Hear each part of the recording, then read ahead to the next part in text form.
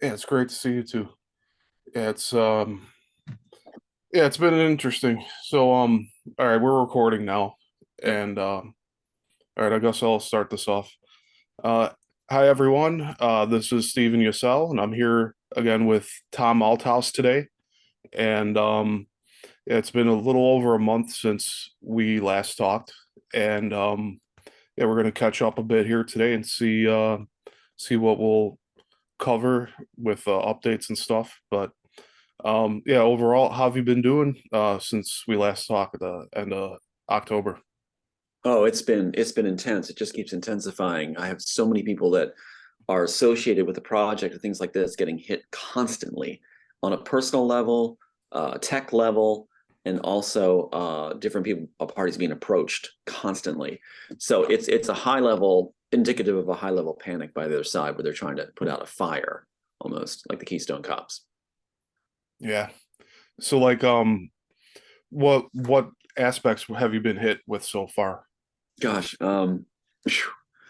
tech, computer interruptions, interview interruptions where they'll freeze, they'll be shut off, even though we have an upped band now and higher equipment, better equipment. So what's happening is there's a higher intensity of phone call interruptions where actually in a phone call, it'll hang up on you, or you'll see things, the party you're talking to will see numbers across the screen to spook them.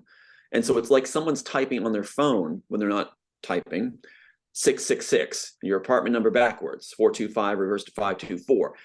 It's they make it clear that the parties know to spook them, but it's supposed to also be at the other side, Steve, that if you say something about it, oh, you're crazy.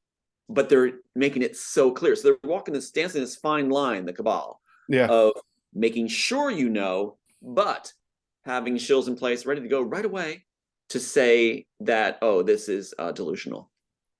Yeah, over the past week, Elon Musk has revealed, I don't know if it's really a revelation to most of us, but that Yeah, they've been shadow banning a lot of um, prominent figures on Twitter. mm-hmm. And so as far as even stopping the search engine from popping up people's names. And Exactly. that was Yeah. a recent thing that just got released within the past week or so. And Well, that's yeah. they control the narrative. And so you have Elon Musk, who we know from the insiders, that he's part of the cabal. Mhm. He's groomed and positioned that way. So he's supposed to be the hero. You have good cop, bad cop. You know, good cop, bad cop celebrity. And so it's like he's going to save the day and reveal stuff. That's supposed to give him clout. So it's just unbelievable. They play the show, they fill the stage with their players that strut up on the stage. Shakespeare said. Yeah. And oh, another thing that you mentioned last time that actually has happened since the um the CEO of Disney stepped down and the other guy got back on, Didn't we Bob talk about Iger. that? Yeah. Did we not talk about him by name? Hmm. Mr. Bob Iger. And If you he said it. returned, yep, if he returned and watched for it, you're right. They are just dancing to now. They'll shadow ban you, but they're the ones in the audience too that are paying close attention to everything we say because they're looking for free discovery. They know we can do our court stuff, and that they're estimating at 1.7 billion now, climbing. So you bet your boots they're paying attention. And so they try to, it's like clearing the courtroom. They try to have no witnesses there, make it look like there's no witnesses while their people fill in and listen in. So yeah, you're being monitored. They're not to scare, but they want to know what we're going to talk about. And then they Yeah. react accordingly in their media right afterwards. If we talk about Keanu Reeves and reveal stuff about him, you bet you there's going to be a PR article on Keanu Reeves within the week. Yeah. Yeah, That's it's how close wild. it is. Yeah, Yeah. we were talking shortly before we started recording here, Tom and I. We were talking about how the the YouTube channels and the other video platforms, mostly YouTube, has seen some throttling with the um, the amount of views people get, their subscribers and whatnot. And this channel here is a prime example of it because I mean I've put up close to 50 videos in the past month and a half of board meetings, and it's varying from like clips to like full on multiple hour sessions.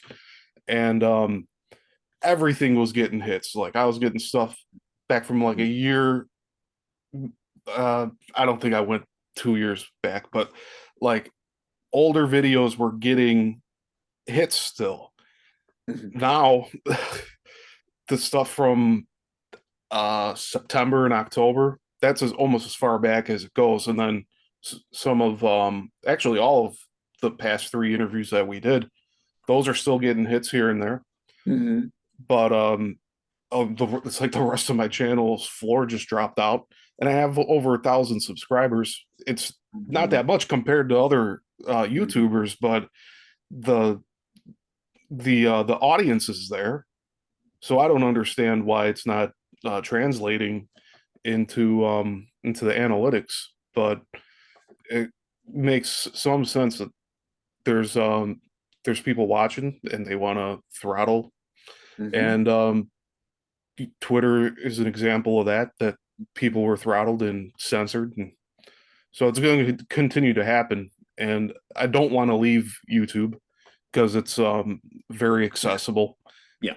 And it's a tool to help reach. I can't just say, oh, I'm not going to use it because I don't agree with it, or I don't like Google's practices.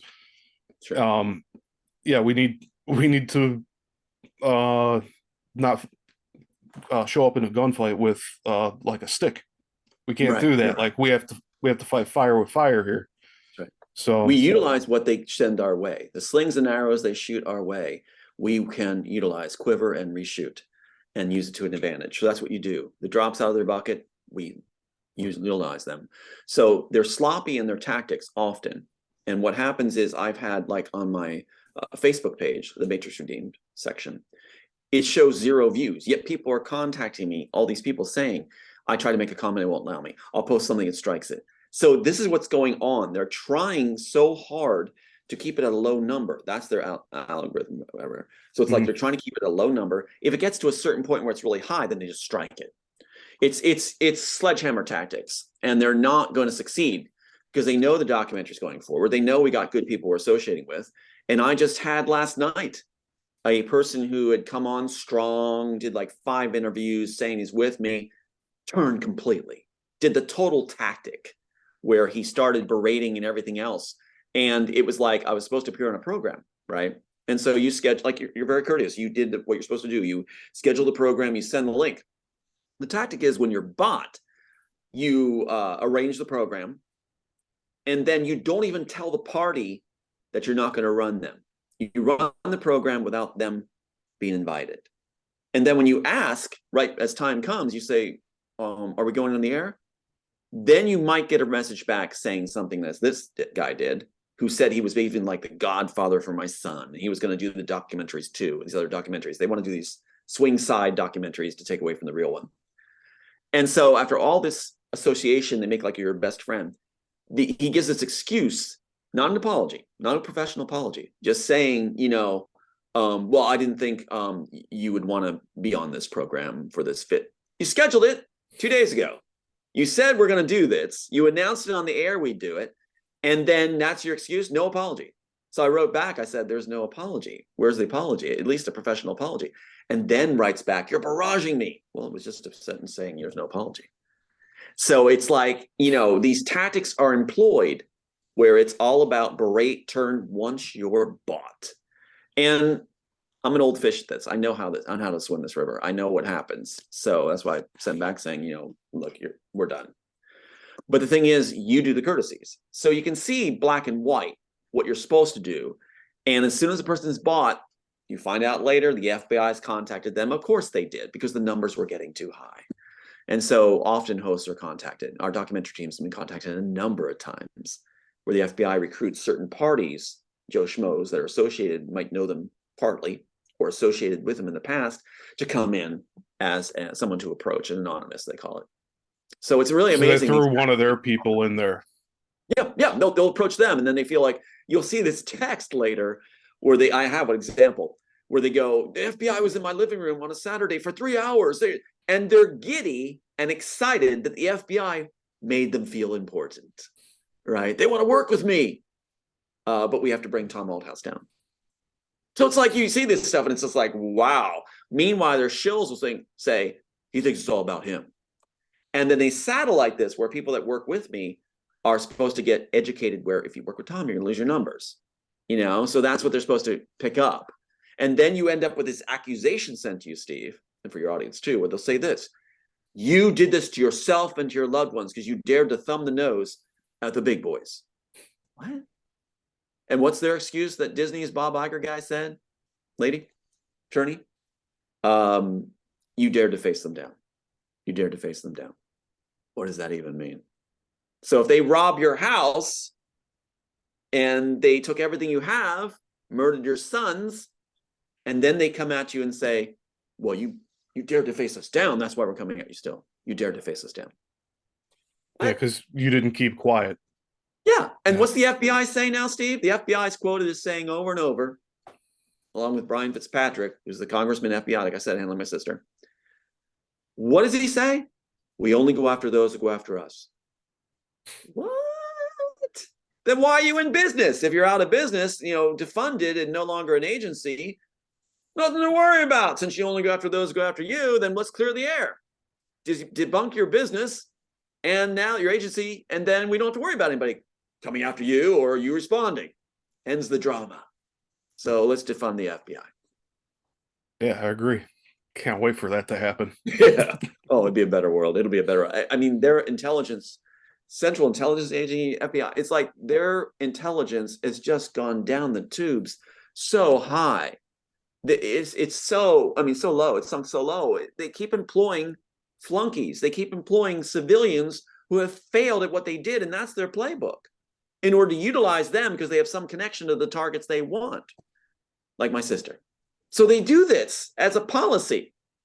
And then who do they train? The chief of police at Quantico Marine Base?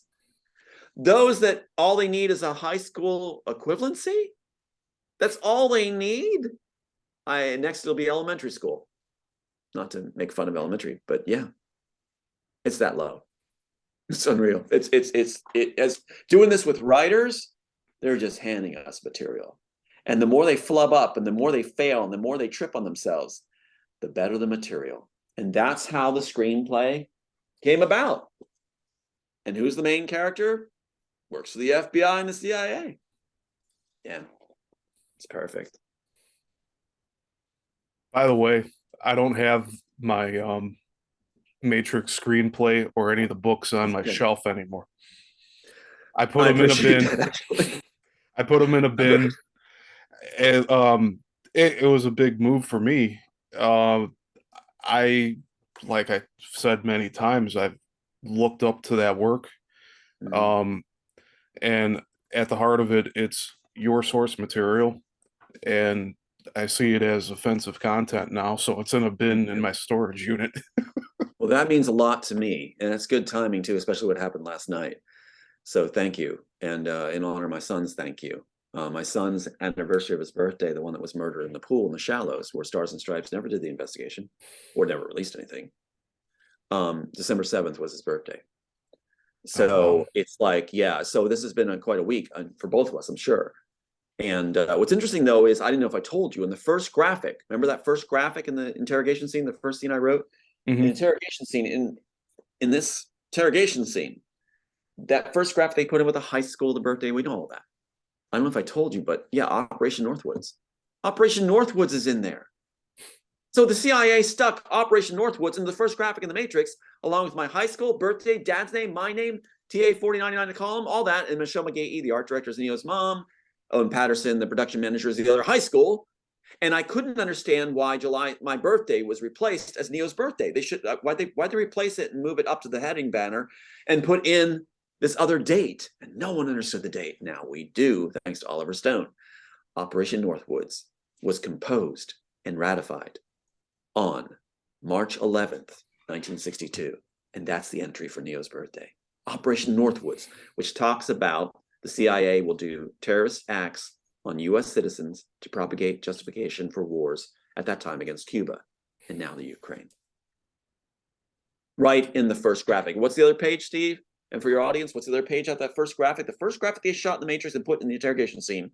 After you flip the page with my high school, everything turning over there, you have 9/11. So Wachowski's put in 9/11, But the CIA, who control content in films, especially this one, revealing the CIA. The Matrix reveals the CIA. That's where the agents come from. That's why it's central. CIA becomes central for the one world governing body, and they're counting on it. I know that. And so I put it in the film. That's why they had to cleanse it, take it, steal it, use it up. As Joel Silver said, use up the story. So March 11th, 1962 is when the CIA actually crafted that document. It was a Sunday. So you're not having to reach out to offices, things like that. You're not working. You all come together at a home, brandy, cigars, whatever you want, drugs. And what you have is you craft this letter for the president. And then you lay it on his desk 2 days later, March 13th, 1962, on a working business day. That's when President Kennedy receives this. Tell the CIA what their plan for Operation Northwoods. It's incredible. Wow. And what does Operation Northwoods include? Airliners being used to conduct false flags with messages recorded inside them. These guys are so lazy that they did the same thing on a certain time with towers, where they had that Pennsylvania plane and these others, where they actually did the same thing, recorded messages in the plane as if they're heroes. Let's move. Well, the thing is, how the hell did they get a cell signal in the air?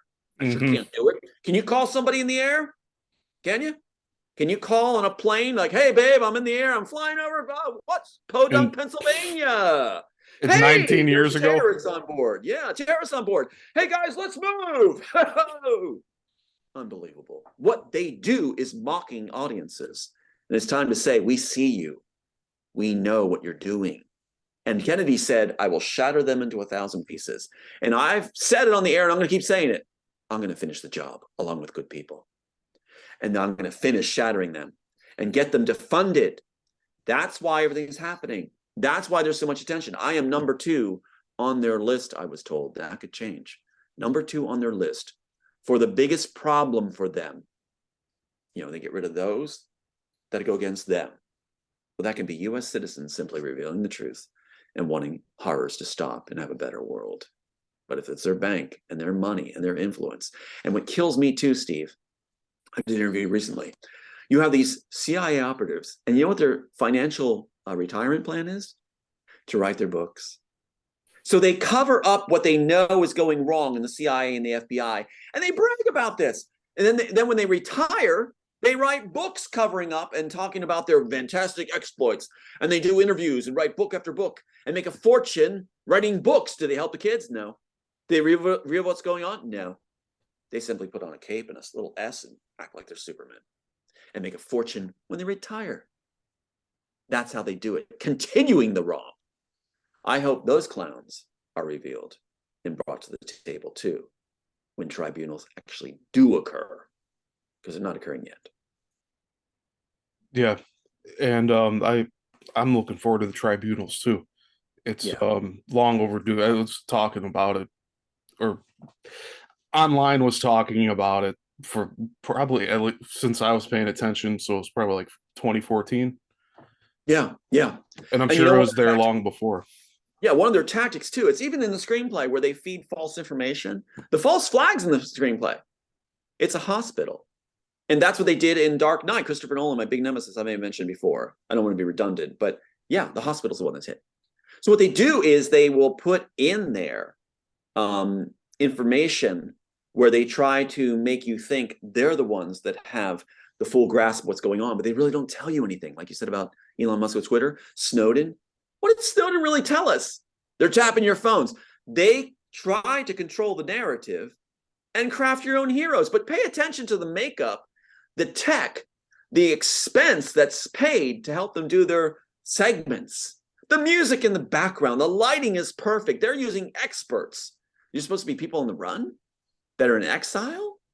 Well, man, they must have just left with a whole bunch of Harvey teams that just went over there and just went like, hey, we'll do this for you. Let's spare no expense to get your little message out. We'll even have this beautiful music and we'll do different cuts. You know, in film, to do a takeaway cuts, that's a lot of time. Amateur work will just do a single shot often. And then a rough cut, single shot. They don't do cut. That's expensive. Then the music's playing, the lighting's perfect, and the tech things the graphics are al par excellent. So what you have is Snowden is, even the names, he's the baby for the cabal. He's telling us nothing. He's telling us nothing is supposed to be our hero. Same with Elon Musk. Same with Elon. Now they got the documentary telling him like he was abused. Okay, great. Was he really? I heard he was abuser. I heard he was the bully, not the abused in school. And they say he was this. What the phrase they use in the documentary? He's this dreamy kid. Seriously, guys, over the top. If you look at the messages I was sent by different players, such as Joel Silver and Steven Spielberg's player, Marcus Bradley, who's actually Bradley Marcus, who's a writer for Joel Silver and does the Saturn Awards. You see this over-the-top language coming from him, about their own, saying that the great so-and-so, the wonderful man so-and-so. So they do over the top all the time to do the same thing with Elon Musk. So, yeah. And now as pressure comes on the cabal, they're going to be tempted to do something that really elevates even Snowden more. They're going to want to elevate him more, give him more airtime by the mass media. If the mass media is giving you airtime, grooming time, then you're with the cabal. They're not going to give it to you. They're going to shut you down like they did us. I want to go back to what you were talking about with the false flag hospital scene in The Dark Knight. What were you meaning by that? Because I think I missed something in there from what you were talking about. In Dark Knight Rising, I think it's Dark Knight Rising or something, where they have it was the second one. Excellent job by the Joker character. I don't know if the Orlando Bloom who played it, but excellent job, excellent acting. I'll give him that. But you have Christopher Nolan and his brother apparently writing it, producing it, everything. Christopher Nolan is my nemesis. And in the original work, The Immortals, you have the hospital is what gets blown down. It's like the hospital is blown up. And you actually, this is what's really scary, is that while that happens, let me see if I can find it. While that is happening, you have the doctors who are planted outside cheering and dancing as the patients die in the hospital. Now, does that sound familiar? What happened in 9/11? What happened with the van outside and the celebrating going on by the Zionists? And that is in our work. So I'm just looking for the actual false flag. Here it is right here. Wait, that's the other thing. Okay. All right, so I'm almost to it. 1 second. Gets dragged down. That's before that. Monique. Lorraine. Here it is. Okay. Dooley Medical Center. Okay, here we go. I'm going to read it and I'll put it up to you. Yeah, go for it. The Medical Center, day, Short Lifers Street. Those are outside the program are called Short Lifers. Wachowski didn't know what to do that. Jim fights through a crowd enjoying the fire, including what appears to be Dooley's doctors. They cheer as a few burned bodies crawl out of flaming building. They offer no assistance. One gets mad at Jim trying to push through. Hey, asshole. Sorry about that. We were here first. Jim pushes through and runs inside the flaming building. It's going the wrong way as he's laughing. So this right here, Steve, in art, life imitating art, they do it during 9/11. That's after this is written. They did the very same thing. The fake Oval Office, like I said, is in here. Everything's in here. Jack's the Neck, where the Wachowski say they want to do it for real. And remember we talked about the Copyright Office, how they have the entries falsely inputted because they have an insider? Yeah. And they say, Immortals, not Matrix copyrighted, Immortals title, right? And now we find that Tom Hanks is commissioned by Warner Brothers to write the Immortals. What? Along with Wendy Wasserstein. Yes, we have the entries now. We can show you. Wendy Wasserstein. Yeah, Tom Hanks was commissioned by Warner Brothers to write my work, to rewrite it. Was that recently? It was a little while ago when they were actually stealing it. Wow. And then you have Wendy Wasserstein commissioned by Warner Brothers to write the Immortals. No body of work. As a copyright entry. So what happens now when I order a pristine version of this? Right? Remember I sent for it after the attorneys bragged I'd only find 8 pages of scribbled notes? Let me see if an insider they're bragging. We got this. Here it is. Full script. Now they're going to try to say it's a forgery. So I spent $200 some to get the pristine version, again, bolted, everything else for the documentary and for others. And what am I sent for $200 some? After I said, I even gave the picture of it. I want it bolted, gold sealed. I get an envelope with loose pages. They were just run on a copywriter really bad, a copy machine really badly, stuffed in the envelope not bound, not sealed, not certified, no identity markers, for $200 some. They're thumbing their nose at me. Yeah. So what happens when the Copyright Office gets an entry?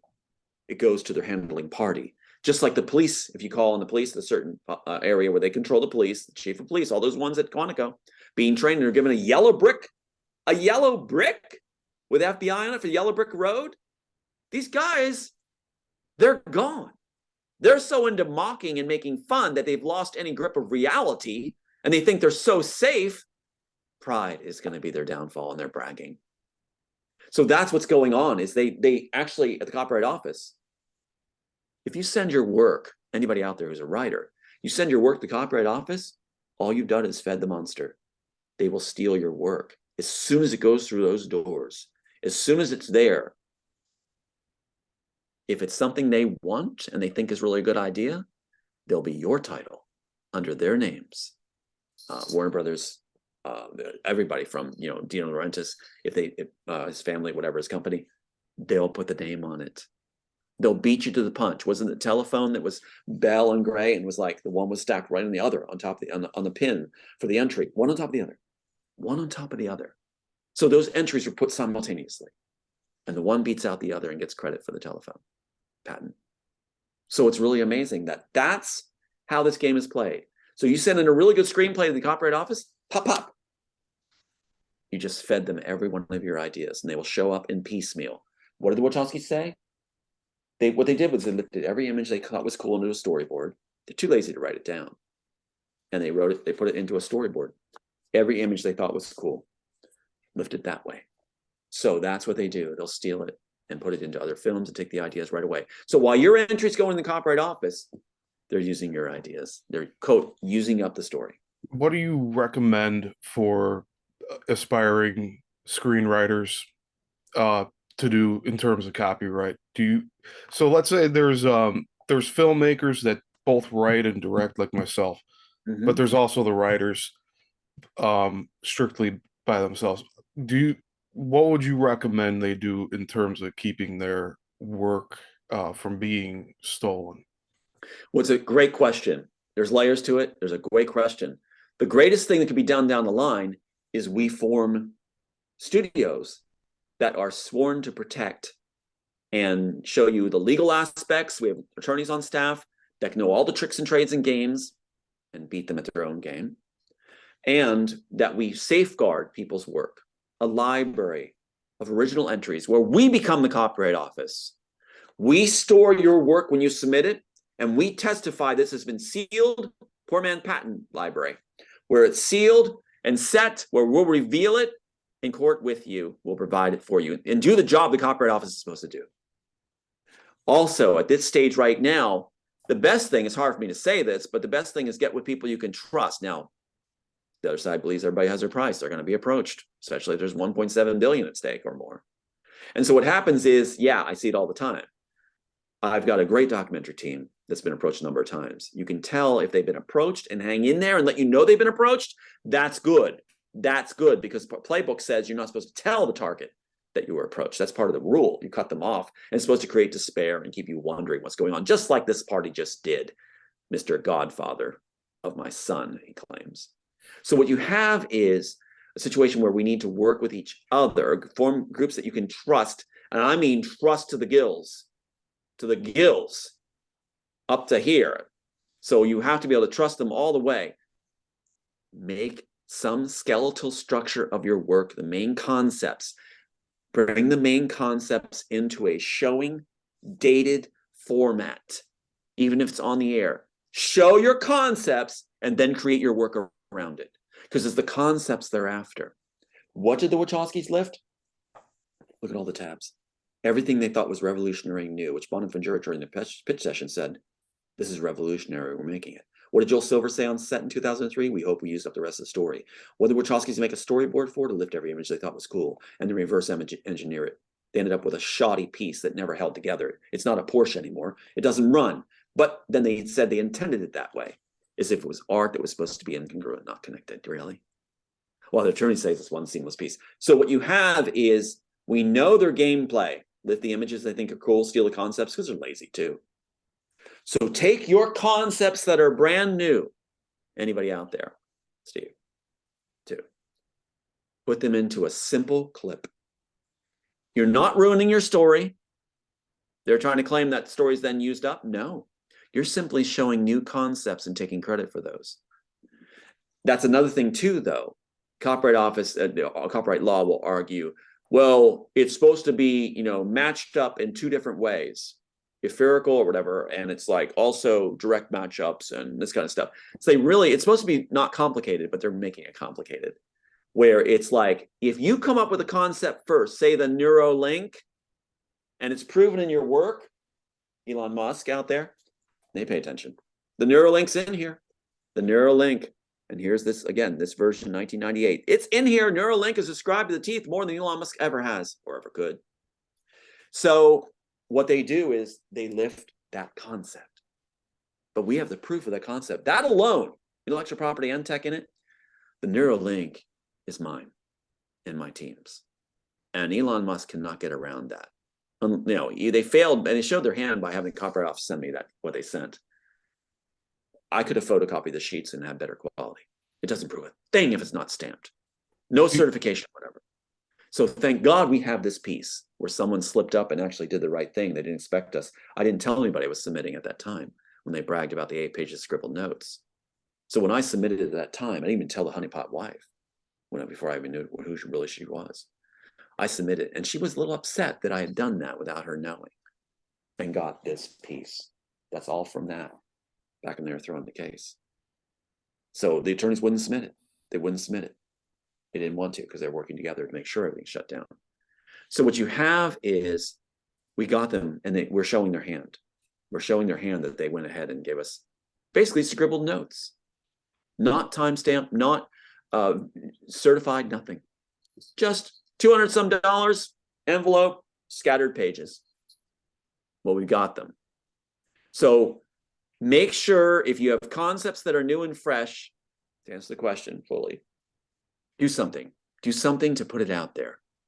And have a backup copy of when that's dated. Have your friends record when it's dated on the air, showing it with a date and the airing of it, so they can't just strike your channel and strike your video. You're recommending doing a video clip for proof, or audio, even a podcast. That's what the copyright is. Yeah. Okay. And I've also heard before about certified mail and just mailing yourself a copy of the work and then never opening it. Careful of that too, Steve. Yes, it works, but what happened to mine? What happened to mine? They ripped it open. They had the attorneys supplanted, and then has dinner at my house, claiming he wants to have his kids play together. At the house, has all our evidence laid out on the table, dining room table. Beware of this. Is this all? And then he gets a phone call from Warner Brothers attorneys. Doesn't tell us that. Now we know. And so what happens is he gets this phone call from Warner Brothers attorneys and says, I have to take this call, and has us leave our own kitchen, our own place, and is there for a long time on this call. Sure, people could say naive. We didn't know it's supposed to be our attorney at the time. And so then our poor man patent's gone. Oh, it wasn't here. Yeah, it was on the table. But it ends up in the bottom of my child's art box, had been ripped open. The full script was taken out, and 8-page scribble notes stuck in.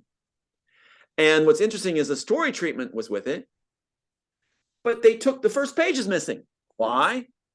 Because the certification, the notary certification, was on the flip side of the first page. When they stole the notary statement out of it, they took the first page, and they returned it at depositions.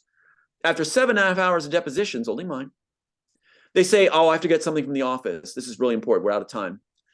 They have the attorney, they told the attorney that was bought, Rankin, go ahead and stretch your legs. You can follow me out if you want. Take a break. We're done. We expended the time. He comes back first with it reinserted after it was examined, gone through everything, reinserted the notarized statement back in with 8 pages of scribble notes, and then had the audacity later. They always brag, all you're going to find at the copyright office is 8-page scribble notes. That's not what we found. He also did a trick with the submitting attorney. The submitting attorney, James Boyd of Norfolk, he had everything, but Rankin claims that he called him. I said, don't call him. I don't trust what you're doing in this case. But he calls him anyway. He claims he calls him anyway and says, he has nothing. You don't have a case anymore. He has nothing. Don't call him. Don't bother him. I call him. Submitting attorney. He had everything. And we end up with what? What did he show us? What did the submitting attorney send us back? James Boyd, affidavit. Wow, what do you know, Steve? He had everything. He had the music, the George Michael tape they were very concerned about. He has notarized it. He had also what? He didn't have anything, Mr. Rankin? Tony Rankin on Maui didn't have anything? Not certified to practice law? The submission letter. June 25th, 1993. They didn't want this. They didn't want this scene. Tracking number and receipt. 4000 Warner Brothers Lane. Everything's there. Saying he submitted the work, the script, story treatment, character breakdown, music, everything, Steve. Everything. Notarized. When their planet attorney said, he has nothing. Don't know he has nothing. You have no case anymore. They were desperate to shut it down. Tony Rankin saying it. Went to classmates of Linda Burrow, Warner Brothers firm, and ineligible to practice law. Not eligible to practice law. So since 1990. There was a commenter on one of our previous interviews just recently. They mentioned that you lost the court case. I haven't replied to them yet, but this is sort of a reply to that. Exactly. And I'm going to go and I'm going to correct them about why it happened. And I'll probably timestamp it to this point in the video for them to look at. That sounds good. Let's throw in this other one too real quick. When he was fired, and I appreciate you doing this, when Rankin was fired, he refused to be fired. Within the next half hour, send this to the clip too, within the next half hour after being fired, he does something and sends us an email afterwards. He contacts Warner Brothers firm and says, proceed with summary judgment without objection. You just threw our case. That means they get a bona fide MSJ, motion for summary judgment, granted, because you're not going to submit any evidence and not object to it. That was our chance to shoot it down. That was our chance to get before a jury. When he's fired, half an hour after he's fired, he does this. So yeah, you can respond to that talking point they have where they use the ends justify the means. He lost his case. We didn't have our case. It was thrown completely by goons that were put in place. And that's their strategy. And it's got to stop hurting families like that. So yeah, we are coming back. And what they can't get around is if you have a certain condition, PTSD or things like that, or if you're autistic, there's no statute of limitations for somebody who is incapacitated and can't argue a case. I can't argue a case in law. So that's why they provided their own attorneys, their own wife, to force it through at the statute of limitations, to make sure the statute of limitations runs out and then run the case through. Because obviously he ran his case. No, I didn't. I'm incapable of running my case. I can explain what goes on with people that care, but I can't run a court case. So that's why they did it for me with the guy that's ineligible to practice law to make sure the case is thrown by running out the statutes, and took it 2.5 years to run it out so nobody else would work with me. Well, there's no statute of limitations on a condition. So if you're incapacitated, I am. So therefore, we're coming back and they know it. And that's why they're scared. This time we'll have legitimate people after the documentary. So yeah, now they're worried about that. That's why they're coming so hard. And that's the FBI and CIA worried about it too, because they were in on the theft. And that's their thumbprint is now on the first graphic. Who else would know that March 11th, 1962 is when they got together and did it except insiders of CIA? Who would know it except them? And why would they load up that sheet of information about that character with two prominent dates? That's right. Like, yeah, got it. And now you know what they're going to argue, which is so hilarious if we actually get, when we do the documentary actually, is they're trying to argue those matchups, high school, dad's name, birthday, corrected later. The birthday they had, of course, was July 22nd, as the record showed. USA Insurance said it. In that time, when they're doing that graphic, my birthday's listed as July 22nd. Later in 2003, they have July 2nd, 59 on the clock. So they even correct it. And so you've got that, all those entries, 9/11 and Operation Northwoods. So they're going to say, well, it means nothing because you didn't have any matchups. Are you serious? No matchups. Well, see all the tabs? He never opens it. Yes, I do. I open it all the time. Go ahead and freeze frame anything you want and take a look. So they've lost, and they know they've lost. So the heads know they lost. That's why Bob Iger just returned. They know they've lost, as we predicted, and as they say, but they want their underlings to pretend they hadn't and say he lost his case. He lost his case. Yeah, take a look at what really happened. If you have the brain, and you do, your audience does. So yeah, it's not hard to figure out. So they're saying that the matchups, there's no matchups, so therefore those inserts don't mean anything. That's their new argument. They're on thin threads without climbing spikes. What do you think would happen after you win, in terms of their distribution of the content that they've stolen your ideas from and inserted it into all their products? They'll have to put yeah, go ahead. Finish. Yeah, like how would they address that? Would they put your name in the credits or something else like that? Like going forward, you're going to have to be acknowledged. Same thing with the Batman family. They did the same thing with the Fingers family. In fact, the Honeypot wife is the one that said they have big fish to fry right now back in 2016. Because that's when they were starting to address the Batman family finally. They couldn't have two of us that were given the same identical players. Disney, Warner Brothers, Marvel Comics, all were involved in ours. Wachowskis were going to do Marvel Comics to do this work stolen in his comic book fashion at first. That was their golden plan.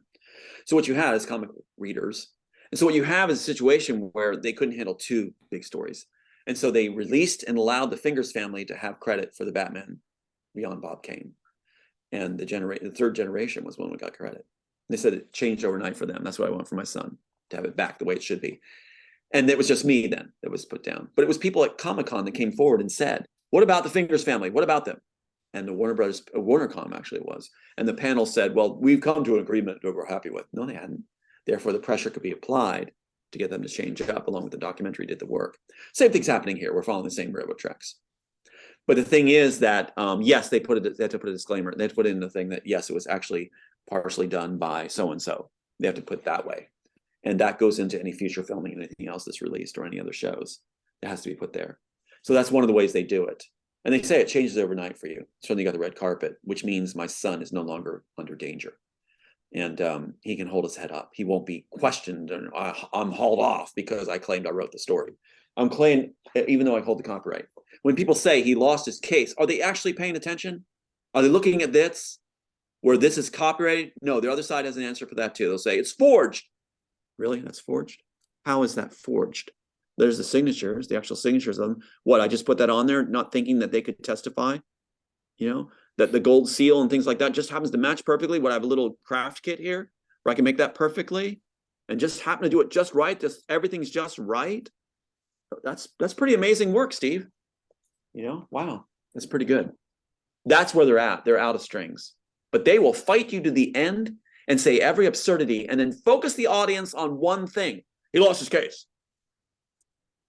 Look at what actually happened. And they're counting on no one looking at actually what happened and that you giving in despair. I'm not going to stop. There's too many lives at stake, too many good people. Are you going to be tackling all of these instances of theft at every angle, including Neuralink? I'm going after the ones that are most important to my heart. Okay. The ones that mean the difference. Christopher Nolan, definitely not letting it lie. That story, but that part about the daughter, where he ruined it in Interstellar and bragged about taking the work, not letting that go, Christopher. Elon Musk, not letting it go, Elon Musk. You're not walking away as the good guy. No way. So Elon Musk, Christopher Nolan, Pat Robertson, Joel Silver, the Wachowskis, these attorneys, and Bob Iger just came back to the plate. Do the right thing, Bob Iger. Nod your back. Finish the job. Do the right thing. Because I'm watching too. And I'm not going to sit still. And as far as the shills and plants, like this guy that I just dealt with last night, I'm sorry. What they do is they come on as your best friend. They even he had audacity to say, tell Aiden, give a hug from Aiden from his godfather. No. What they're doing is they come on and they try to replace your own friends with their own guys. Mm-hmm. And then we take up your attention, take up your time. They're actually paid to take up your time. And then suddenly they pull the bottom on you, pull the rug, and you're left without any catch. You're left free fall. And that's their strategy too. Surround you, buy family off, get them to start shooting it down. You lost your case. That's the big thing they're going to say now. You lost your case. It's like, that's the talking point they use. And they're counting on the audiences to be dumb. They think that they're going to be stupid and not look beyond it. I think a suspended license, filing it and running out the statutes and going on vacation until the very day that it's too late, and then calling back saying, I think our case won't have a case now. After a month of vacation, we're begging you to trying to contact you to file. I think it's a little suspect. You know, and then their expert witness is the Warner Brothers attorney. That's your classmate that you met at Disney, and they're at Disney, and you come back with a full staff and remodeled kitchen at your office. What? The case wasn't even launched. You're running out the clock for 2.5 years. And suddenly you run into, oh, behold, I ran into Linda Burrow from Caldwell, Leslie & Proctor, a transgender firm, where I met her at Disney World. It's my classmate. My classmate, he says, from Warner Brothers. And what? She's going to be handling the case. What case? Nothing's filed. So you go to Disney World on a weekend to practice cases out there. Also, some two big cases, he said, when you're not eligible to practice law, we find out later, since 1990. And you run into a classmate from University of Berkeley Law School, and you get into discussion about our situation somehow. And she's already assigned to the case when no one's talked about it. At Disney World, where the main player and the main theft was done in 1993 through Mike Lang of Disney World and Miramax Films. George Robertson connected to Disney World. So you meet there. They're not smart, Steve. They're so stupid. But they're counting on audiences to be dumber than they are. You have to really work hard to be dumber than the CIA, the FBI, and Disney, and the rest of these guys. You have to really, really try hard. Watch the Wachowskis, like I said, in that Bound excerpt again, and tell me, you know, how hard you have to work in order to be that dumb. You know, could you imagine having me on your show as a guest? And I'm talking like this, you know, ask me a question, say, what color is green? Just ask me, Steve, and I'll give you the response the Wachowskis would give you. Go ahead, ask me, what color is green? What color is green, Tom? Well, a lot of people think that they know more than we do. And green is actually red. But you know, there's your answer. You want me? You want to guess like that? Or in their case, blue is actually red. Thank you. Absolutely right. Absolutely right. There you go. It's insane. And I can't believe it, because if people would just realize, I think many do now, the blue pill movement, they're getting it. They're understanding that was good. And ask a child, blue is good, red is bad. Duh, red is danger. You know, it's like, oh God, did it make sense? No. Now they're claiming it's not supposed to make sense. It's not supposed to tie together. Are you serious? Can you imagine, like I said, telling a teacher that you're supposed to do a project, Steve, it's due tomorrow. You bring a project in and it's all just strings and paper. And she's like, well, this doesn't tie together. It doesn't make sense. It's not supposed to, you say. It's not supposed to. That's the beauty of it. It's supposed to be incongruent. Think you're getting an A? Well, they consider they should. Failed writers. They actually did an article that said they failed as writers in Hollywood. The only way they'll make it is to direct. Well, don't butcher my piece, my baby. So now they're arguing, no one, like I said, no one's going to want to see it. No one's going to, you don't think anybody's going to want to see, if not everybody, love it or hate it, they're going to want to see how everything was supposed to tie together when they say it's not supposed to? I'll show you how it ties together. You'll see it. So one of the talking points is he never shows the screenplay. He never shows the pages. Really? Seriously? I'm just randomly flipping open. Take a look. Freeze frame it. I saw a name there. Started with an H and with an R. There you go. I don't want to say it. No, that I caught that in there. It's really really something that they've ripped off your ideas so much. Mm-hmm. But I guess what I wanted to say before that is I do see the Immortals being made into a film in the future. Like I before I was like so wrapped up in what Hollywood was churning out. Mm-hmm. I used to look at all of these different production websites to see like, okay, what's going on over here? What's going on over here? Oh, this started pre-production. This one's filming this. I'm not doing any of that now. And over the course of the past year, I've and especially in the past few months, I've been thinking about, like, the general audiences, I think, would be very accepting of the Immortals as a new film. And people might not connect everything all together at first, but there will be people who, let's say, okay, the film's made and it's available, it's released out and everything. Mm-hmm. There's going to be people picking that movie up and being like, wow, I really enjoyed this. Mm-hmm. But it reminded me of all these other films that I also love. Mm-hmm.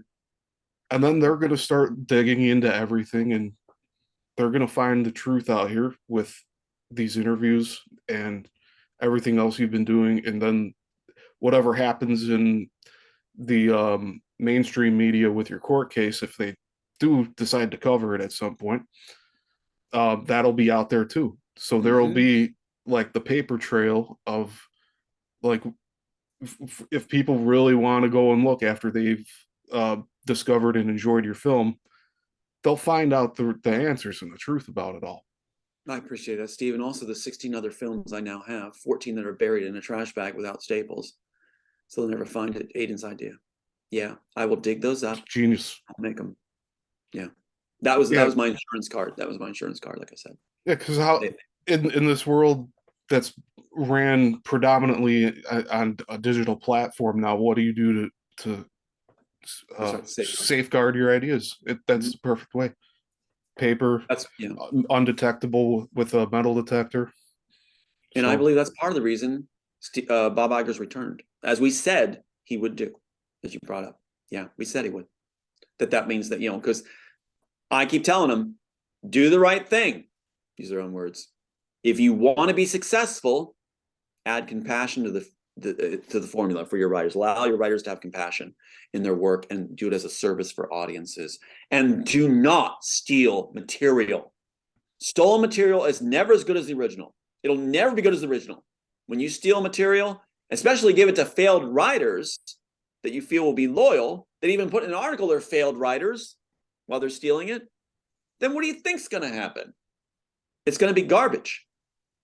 And the real work will shine, like you said. And I really appreciate your assessment and what you predicted. So yes, I that really hits home. That's going to be a great day for my son. I believe him and his grandchildren will see this. I don't think I'll see it. Even with the documentary and everything else, they're going to push me every which way. And when you see how hard they fight and kick and scream and come at you, yeah, they're using the resources taken from you and others to do harm to you and your families. Look at the shadow banning that's occurred too, even on that level, like you were talking about, and how hard they go after. It's almost like I said, like we make a wake. When I come into the picture, shadow ban, like a week or 2 weeks before I appear, shadow ban, site struck, you name it. Number 2 on the list for the CIA and the FBI. Number 2. Why? I'm an author who wants to enrich the world and make it a better place. That doesn't fit people who steal children and exploit children and profit off of drugs and use their position. And it's all about their power, maintaining their power. So they end up saying absurd things such as, we only go after those who go after us. And unbelievable. What a monkey world. But the end, not to insult monkeys, but the end, it's going to be an incredible world because we did bury in trash bags and they're desperate for it. That's what they want most. We're able to figure out what they want most and turn the tables. We were able to go off their playbook where they don't even know the extra pages for it. And they use their tired old playbook, which just happened last night. Yeah. And I'm able to respond short, sweet, just say, this is right from the playbook. Don't waste my time. We're done. Thank you, Steve, for this though. Thank you. Yeah, no, my pleasure. I mean, I was thinking about, like, how would all of this fit in going forward, because I know last year I decided the Hollywood era is over. Like, yeah. It hit its peak at some point, who knows, but it's now the wake is now dissipated. There's a movie theater in Park Ridge called the Pickwick, and Park Ridge, Illinois, here in the Midwest. It's been open for almost 100 years. I think 1928 they opened, but they announced that they're going to be closing their doors because there's not enough new films coming out. Right. Right. And Right. there's other investors now that are wanting to take ownership of the theater and run it on their Mhm. behalf and everything. But um, It's like that dying stars in the solar system. It's like dying stars. They're becoming red dwarfs. it was just that theater was just featured in an episode of, I think, Chicago Fire, the TV show. Hmm. So they had a whole extravagant scene there where I think the building got caught on fire, and it was part of an episode. But it's just weird that happened in such a short time from when they filmed there to not, like, just in the past week they're saying they're going to be shutting their doors. Right. And there's only two movie theaters left here that I know does almost exclusive 35 mil. University of Chicago. Um, yeah, they have. I think it's Ida B. Noise Hall. I I might be mistaken with that. But yeah, there's that theater at University of Chicago, right by the Museum of Science and Industry, and then there's Music Box Theater, which is in Wrigleyville, which I've disowned, and I think Larry Wachowski visits there from time to time. I think I told you about this last time. I wanted to Yeah. go heckle him, Yeah. but I've chosen to not support the Music Box Theater anymore after they implemented all of this really totalitarian, uh, like Content. show me your card type of deal. So I'm like, that's it. I didn't renew my membership, and I didn't want to participate. No. I guess it goes back to what I was saying about once everybody learns your story, Hmm. they're gonna have a choice to make. Are they gonna um drop the stuff that they now know is false, Hmm. or are they going to, like, blink and in their cognitive dissonance Hmm. try to write off that, oh no, Tom's stuff is not the truth, or this and that, Right. like, just like they're trying to reason with their own Right. Brush it aside. dilemma. Right. Right. Very well articulated. And that's, that's the thing. I'm trying to open a door for other writers who have been taken from, and many have contacted me and their families, and for the children and for our elderly too. That's one, the scene Christopher Nolan ruined was lifting elderly, and the realization of elderly still have the dreams of their youth. They still have the feelings that all humanity has. They don't lose that. They don't become non-entities because they're aging. That's not so. And if you went to a nursing home and gathered all those stories, that's why the library of memories. So Christopher Nolan mocks the library of memories concept, ruins it, mocks it, like the Wachowskis did, mocks it, and also mocks the little girl where the father has not aged and the little girl has, destroyed the scene that I love in this piece that I'd said was the favorite scene. He's been after it, and then what he does in The Dark Knight Rising, whatever, his best work is mocking the original author. And that's what, the guy flunked, basically was failing at film school and was amazed that Universal Studio took him in, another failed guy. Just like the Wachowskis, failed writers, wine and dine by the De Laurentiis, promised beautiful women, money, fortune, fame, you name it. Why? No body of work. They believe in B movies, making a profit off of stolen work, basically. So then you got Mike Lang, yeah. And for the audience watching, if you don't think that these people are working together, that were Mhm. behind Warner Brothers with The Matrix, and Christopher Nolan with Yeah. Memento, they share similar actors. They have two, the Carrie Ann Moss and Joe Pantoliano. Haven't said his name in a while. That poster's gone. I took that down off the wall too. But Same. they're yeah, they're sharing actors. They're sharing ideas that aren't theirs. And I don't know how they're keeping the ball rolling doing that, but obviously, like I said with the Pickwick, um, there's not enough movies coming out now to keep the doors open at these places. That's right. And their inertia, their engine is fueled right now by fear and arrogance. That's a bad combination to have. Fear and arrogance makes you explosive often. It makes you unruly. It makes you unpredictable. It makes you unproductive. You spend more of your time swinging your fist than you do actually putting the pen to paper or typing on the keyboard. So it's like fear and arrogance That's the fall of the Roman film empire. It's about to crash, and it is crashing, and they're leaking it all over the place. Now their insiders are bragging about it happening. That own arrogance is working against them as they unravel and shred. So it's amazing. And then they call, like I said, they'll talk to me, these contacts. I'll record it. Often I'll have to record it. And it's like, if it's a contact, and they'll say things like, yeah, we know if you're smart enough to write The Matrix, you're smart enough to write Follow the Trail. I said that before, but that stands out to me. They know that. So Bob Iger's brought back, like we talked about. Something's happening in Oz. Something's happening. The Wicked Witch is dead. Yeah. Yeah, and we were talking about what they were doing with the children Yes. in the industry. Yes. That's become a very prominent topic lately, at least on certain parts of Twitter and other parts of the internet. They're talking about it. But there's a clothing line, well-known high-end fashion clothing line called Balenciaga. And at some point they had Kanye West be a representative for them. So they put him through the ringer, and now I think he's trying to do something similar to what you're doing. But he's much more unrestricted in terms of what he speaks about. But I don't know if you heard, he went on several of these talk shows and just started laying a bunch of truth bombs and also like hate speech. So what's labeled hate speech, and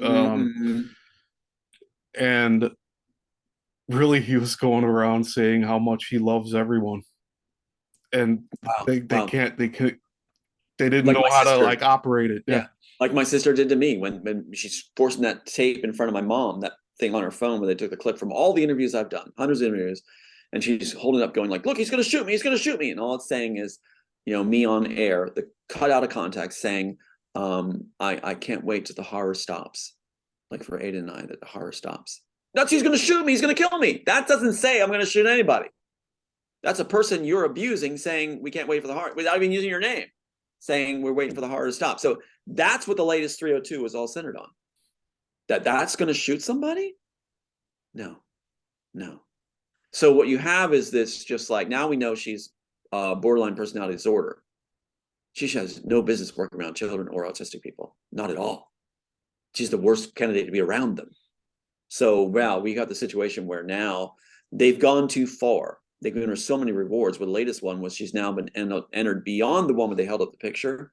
Now there's been an order or something, I forget, the proclamation or something, ordered in the records of Congress, congressional records, as her being this top person again. They did the same thing they did with the last 302 and amped it up a bit, where they held the picture on the floor of Congress with Fitzpatrick out there talking about what she's a treasure. She's a treasure. God help us. And that's just filling the void for a borderline personality disorder. That's making her feel that the void is being filled, and she gets quiet for a while with the rewards and the honors, like the Wachowskis wanted, rewards and honors. That's what they promise you. So they particularly like borderline personality disorder people because they'll be vicious dogs, and they get them basically addicted, like to heroin, addicted to the need, say, of having this filling in the void with more success, more public airtime. That's the easiest ones for them to control, like a maturing candidate. The CIA, FBI has learned to use borderline personality disorders and give them all kinds of rewards, narcissists, all kinds of rewards, while claiming the victims and their targets are narcissists. See? So it's a very interesting story. It's going to come down to it. I have autism, I know. Plus, but I broke that glass. And so what happens is, you, an autistic person who breaks out, we're very smart, but we see the world as illogical. We see it. We see that we can read people very clearly. We can see right through people because we look at layers. And so when we choose to break out, you got people that will not betray you, not burn you, not be hostile. We will stand up for what's right, and we can't lie. That's part of my nature. So I don't think it's a bad thing. I got people saying, like, it's not a bad thing. It's not treated by medicine. It's not treated by therapy, because we see right through the therapist. We're actually counseling the therapist. So basically, it's like an evolution of what humankind's going to be, where you have people like myself that are incapable of doing harm, cheating you, stealing from you, harming you, hurting you. We can't. So I think that I'm going to do something for autistic people too. I'm going to, those that have the courage to break the glass. You have to break through the glass, and we're out there. We're going to start fixing things. Then we're going to start doing what's right to make a better world. Ergo, a screenplay that's discussing different worlds and makes a world where people like myself will fit and good could be done. Makes sense, doesn't it? Mm-hmm. The Wachowskis aren't that. The Wachowskis are maniac. They're like narcissistics. They failed everything to do. And my sister being borderline personality disorder on medication and things like this, what you have is they're not the ones that create this kind of work. They don't care about bringing the world together. In fact, the Wachowskis say, let the audiences figure out for themselves what it means.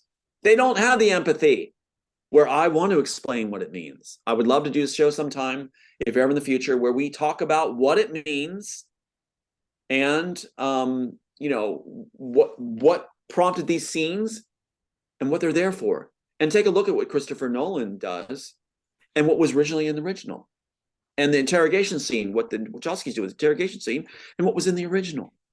Take a look at, and you get to see how it was stripped. It's like you took a meal, and there's a French film, Aiden showed me, it's wonderful, where this table lowers to different levels, and you're randomly placed in different levels, and you get to eat whatever you want sloppily from the table and spit it up on whatever goes next level. They got to salvage what they can next level, down to like 200 floors, where nothing's left except spit and regurgitation. And the people go mad. And so that's basically what's going on with the screenplay.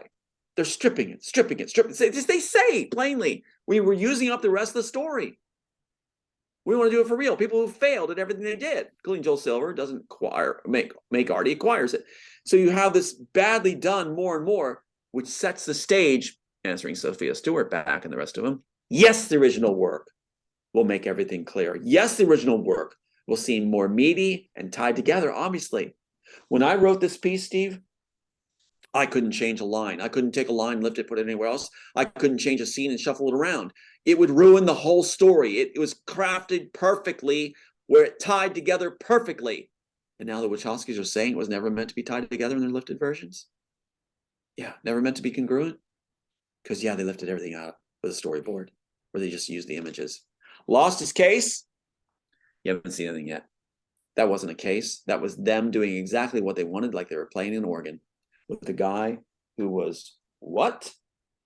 Ineligible to practice law. So that's the answer. And thank you for allowing this to be a vehicle also to answer that question. I'd love to do that someday, a show that focuses on just how the case was thrown, and wait till you see all the elements that were employed to throw that case. That's part of the documentary too, to follow. So if ever you want to, I think that's something. Let's show nothing to see here. Really? He lost his case. Let's take a look under the skin of the carcass. Yeah, See what's really. I'd like to go in like a step by step. I would like that. I would like that. Like You're a gonna see like a timeline type of thing. You'll see overlaying tactics and ploys. Overlaying. Let's do it. That would be that'd be a first. And wait till you see how it was done. It is mind-blowing. Mind-blowing. If they don't get what they want, they come back and do it again. So I'd love that, Steve. I would love that. But yeah, thank you for this. Thank you for this. Yeah, I'm just getting a piece of paper and pen here. But yeah, I'd like to do it, like you said, step by step. And you're going to see overlays of tactics being employed, who's who, the tactics, all to get to the point where they can spread out. He lost his case. That's all it was going for. And I think people are smarter than that, majority, to see there's something under the table. There's something going on under the table to force this to a, decision that with prejudiced. What? No. Okay, good. Yeah, I think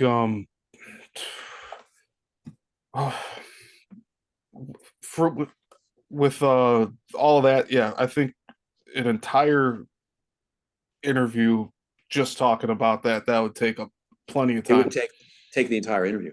There's Yeah. so much wrong done, so much fraud. And keep in mind, they're concerned about going to jail. They made that plea to me, as I said before. They made that plea. We'll go to jail. Yeah, you will. If the documentary's done, when the documentary's done, when the real film's shown, like you said some things I hadn't thought about before. When it's done, the real film's shown, yeah, they're facing jail. They know it. That's why they're handled people or contacts, their anonymouses are all trying to do what they're doing. Now you look at the shadow banning, 32 views. Really? When 100 people are calling you and saying, what's going on? I can't put my thing in there. I can't put it. It erases when I do. Yeah. They go too far. The CIA and the FBI go a little too far. And for that graphic with Operation Northwoods now, in the first graphic, in the first interrogation scene, which is the first scene I wrote, the first scene they shot, I think they just blew it. They put their, not just their thumbprint, they put their butt print on it. As gross as that is, they sat on the copier and put their butt print on it, and it's now, there's no getting out of it with every flaw. Stupid move by an intelligence agency? Huh. Well, if there's ever a reason to have it debunked and defunded, it's sitting right there on the first graphic. Brandy and cigars on a Sunday, laying it 2 days later on the desk of the president. Just like the Declaration of Independence done on July 2nd, my birthday, ratified, signed by the majority, and then brought publicly on July the 4th, 2 days later. They did the same thing 2 days later. But thanks, Steve. Wow. Yeah. Yeah, we'll definitely cover that in the full, Yeah. the full extent of it, I guess. I don't want to say the full glory of it, but No, I because agree. it's really kind of It's a bad deal with what they did with that with It you. needs to be done. It's never been done. It's the most horrific series of events in this whole thing, next to the murder of my sons. What they did in the trial stuff, or preventing the trial, and what they did with the case stuff, and the timing of it on time, like you said, is the most horrific part of this whole journey. And it's going to be something they're going to focus on the documentary too. It's like, so this will be something really important. Thank you. Yeah. Yeah, absolutely. Yeah, so we'll plan on doing that. Maybe we can do that for the next interview we do. I would love that. And I then almost we'll feel have like, time to plan it and put out like an outline just for the certain points you want to get to. yeah, And yeah, we'll let that roller coaster ride. I think I that'll be love it. fun. I love it. And the amazing events that happened in that too, where they were caught red-handed. The monkeying of the poor man's patent, the revealing on tape when they gave me the wrong tape recorder back. The wrong tape recorder back. Yeah. That's going to be good, Steve. That'll be good. It'll be very good and very eye-opening and a first. It never been done. So yeah, good. Okay. So I'm going to switch gears here. Um, I talked with you. Not really. I sent you the information on email of this one actress that had passed away from a fiery car crash, Right. and that caught my attention the other day. So I looked into it, and there were a few very shocking things in there. One, it seemed like the acceleration of the so this was actress Anne Heche, Right. Right. Heche, I Yeah, I think is called up the the articles. I called up the articles they sent too. Yeah. awesome. Yeah, so yeah, she passed away in uh I think recently she just passed, but she Right. got in the accident in August, and there was a doorbell camera footage that was released recently Right. too, along with it, Right. which shows the vehicle going just I don't know how fast it was going down. It was down a side street, but you hear, or at least of what I think I hear, is the tire screeching, Right. like she was trying to brake and the vehicle kept accelerating. Exactly. That's what I saw too. Yeah. And it was really shocking watching it the first time. And it's such a short clip that like I had to keep going back to try to play it over again. But Right. um, the Fox News article has pictures of the house she crashed into, which is also a reoccurring thing that's happening around here in Illinois. People crashing into buildings, having a medical emergency behind the wheel. Right. It's Right. happened 3 times here in the past month. somebody ran into a, a regular one family house, like what, Right. like 3 bedroom, crashed through the side. Like I don't think anybody was home, but the occupants of the vehicle were pronounced dead on the scene. I think there were 2 of them. Then there was another incident, I want to say 3 weeks ago, where an elderly man had an episode, the medical emergency in his vehicle, ran over a father and daughter, and then hit a storefront window. So Oh man. same thing with the cars going and crashing into places. Right. And Which happened to my son too, with a snowplow waiting. yeah, and that's partially why I brought up Anne Heche, because Mm. she had, from what I looked up, it was looking like she was going to be blowing the whistle on Right. the grooming of children in the industry. Right. Right. And if she had anything, I hope she gave it to somebody else that's going to come forward with whatever she was going to say. But that did look like a hit job to me. Oh, And absolutely. I totally agree. When I saw the footage, I agree with you totally, Steve. It looked like the car was accelerating, like the brakes had gone, and it was just like, you know, it, mm, yeah, it's I can't find the words for no, it. It's horrifying that's to right. knowing that there's people out there capable of doing this to others just to keep them quiet. That's why I said I can't wait for the horror to end. You know, so it's like, yeah, that's why we go on with what we do. And I'm excited that we're going to be addressing that certain topic too. It's never been addressed because it was too horrifying for me to address. It was actually too horrifying.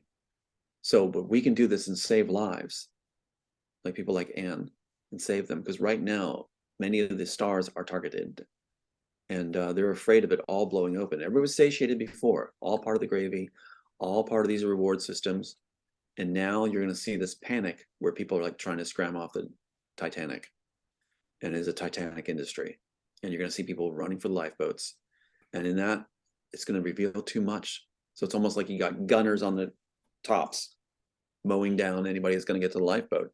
They don't want them getting out there with their information.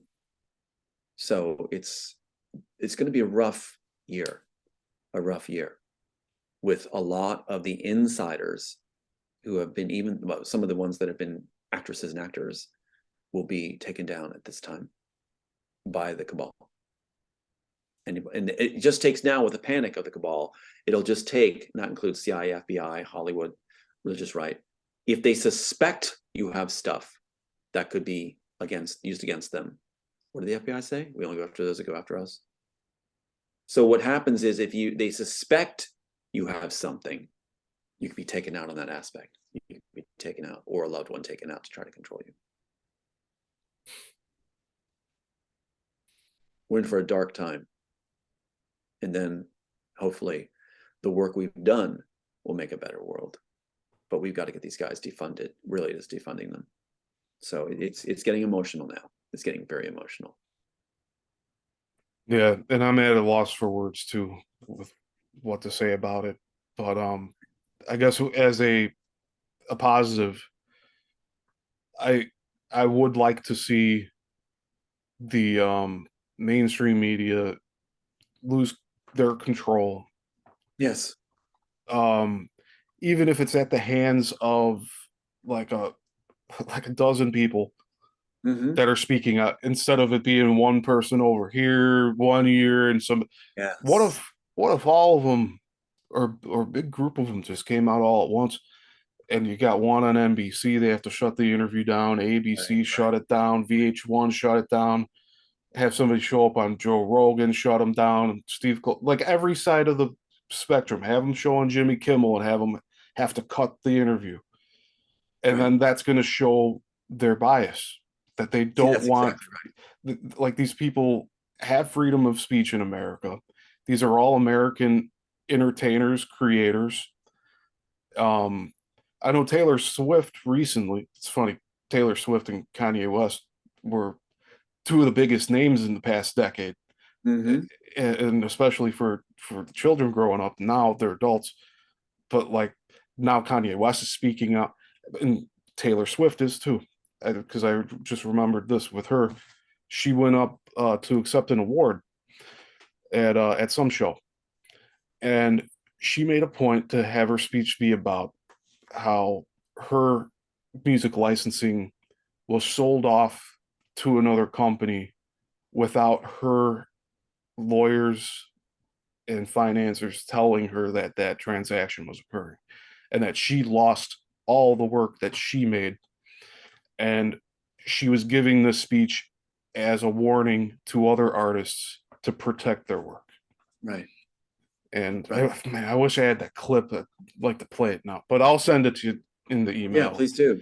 Yeah. And it's interesting because it's like their courage is contagious, and they're afraid of someone, like they make examples of us. Like, you don't want, I actually had it passed around. You don't want to be like Tom Althouse. You don't want to end up like Tom Althouse. That's passed around by strangers. You know, it's like you're made an example of. Look what's going to happen to you and your sons and all this kind of stuff. Look what happened to your programs if you put them on. It's like courage is contagious. And if a lifeboat gets away, using that earlier scenario or image or idea, it's like that means others feel they can too. They're afraid so much of not controlling all the sheep in the pen. When we get out and we prove not to be sheep, but lions, and when we get out and we grow and we are unafraid and we send messages out, they have lost control of their herd. And that's when they'll implode on themselves. And that's exactly what's happening. People are now trying to say, one of the accusations is, why is Tom Althouse still alive? Putting it on me. And one of the accusations, that's what they're reaching for now. Why is he still alive? That proves I'm false? What the hell? It's like, I'm alive because I have stuff they want buried in a trash bag. And it does work when I know what they want. I'm alive because I've done the interviews and got the word out. They said it themselves on the tapes. I'm alive because I can do a case because there's no statute on certain limitations of mental condition. So it's like, yeah, there's a lot going on here. I'm alive because I actually got the wherewithal to get the original screenplay and have the proof, and now I'm trying to call it fraud. Look how much attention's been put down to try to shut us down. And it doesn't matter how large a voice we have. If we're getting the word out to 10 people, they fear that. They fear that a lot because the word's getting out that they're most concerned about. And so we've got them on the run. The lifeboats are making it. And people are starting to realize it's better to make a run for them than to stay on that sinking ship and be a fraud and be false. Get off that ship. I don't care what kind of rewards. They're going to give you a free dinner, steak, lobster dinner in the cabin of the going down, you know, in the dining room, the dining room of the sinking Titanic. You don't want to be there having that dinner. You want to get out of Oz. You want to get out of there and let the FBI have their yellow bricks from the yellow brick road. Let them have it. Those guys that only needed was a high school equivalency. It's time to turn the tables and make a better world, and we can do it. But to say, why am I still alive? I'm alive because I used my mind and my brain, and I never gave up. And my son said, never give up. And we have gone through it where we've succeeded rug pulled. People put in place, handled, you name it, done. Sophia Stewart was calling all the time. They sent people, they let us know your sons are murdered. They tried to break you with bought off family. But we set in our heart, we will never stop. We will finish the job. That's why I'm still alive. Also, I know what they want. I am sick of this tactic of trying to use Joe Schmoes and Jane Schmoes to shout down the work we're doing for everyone. The work was written for everyone. This work was a gift to every one of humanity. The Wachowskis didn't just steal it from me, they stole it from you. They stole it from every single audience member and gave them shoddy work and said, let you figure it out for yourselves. Let audiences figure it out for themselves, while sticking in all the jokes to mock the author. That's what they did. And they have the audacity to say no one's going to want to see it the way it's actually done. No one's going to see it the way it's actually done. Wait till you see the father-daughter scene, the way it's actually done, instead of Christopher Nolan's horrid rendering. Wait till you see the actual idea of the library of memories that jacks the neck, that Wachowski said they want to do it for real. The battle sequences Joel Silver said he was drunk on and really wanted to do. The battle sequences that are in here. Wait till you see it's done. And that's all these decades later, and it still hits home. And wait till you see what's in the trash bag.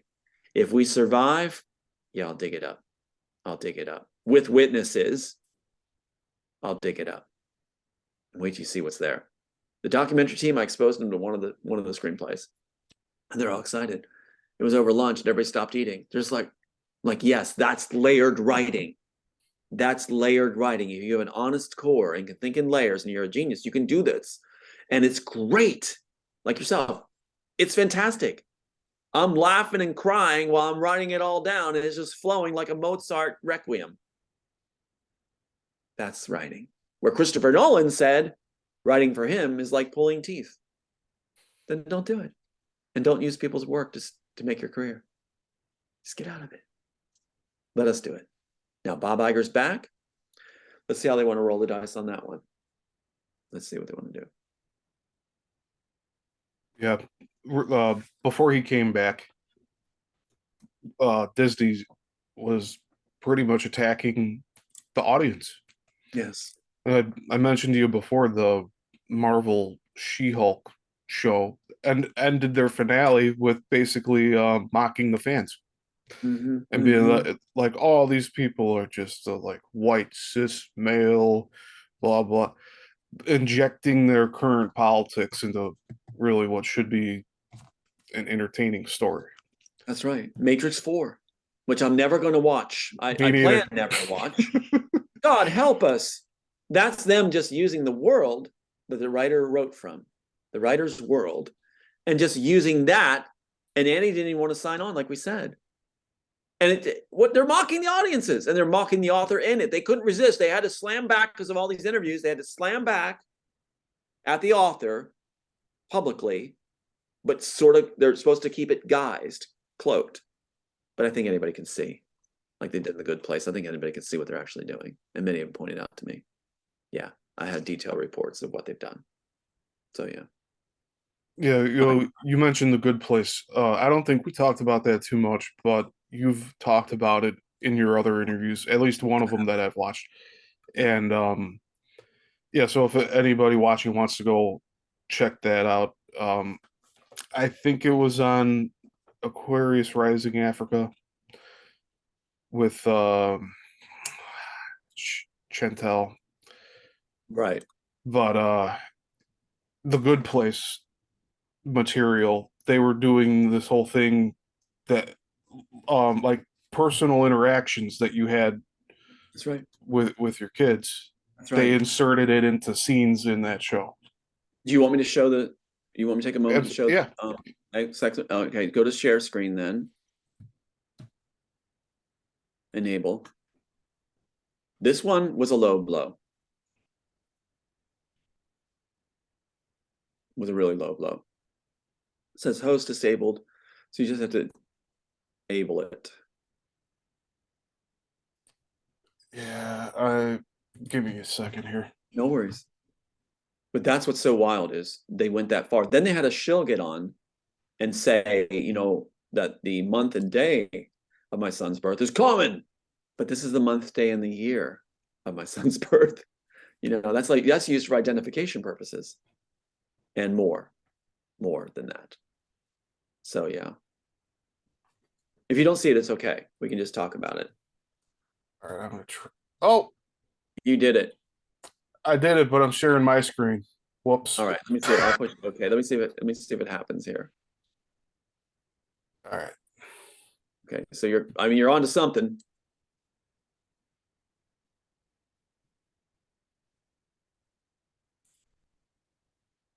If it doesn't go, we'll just talk about it.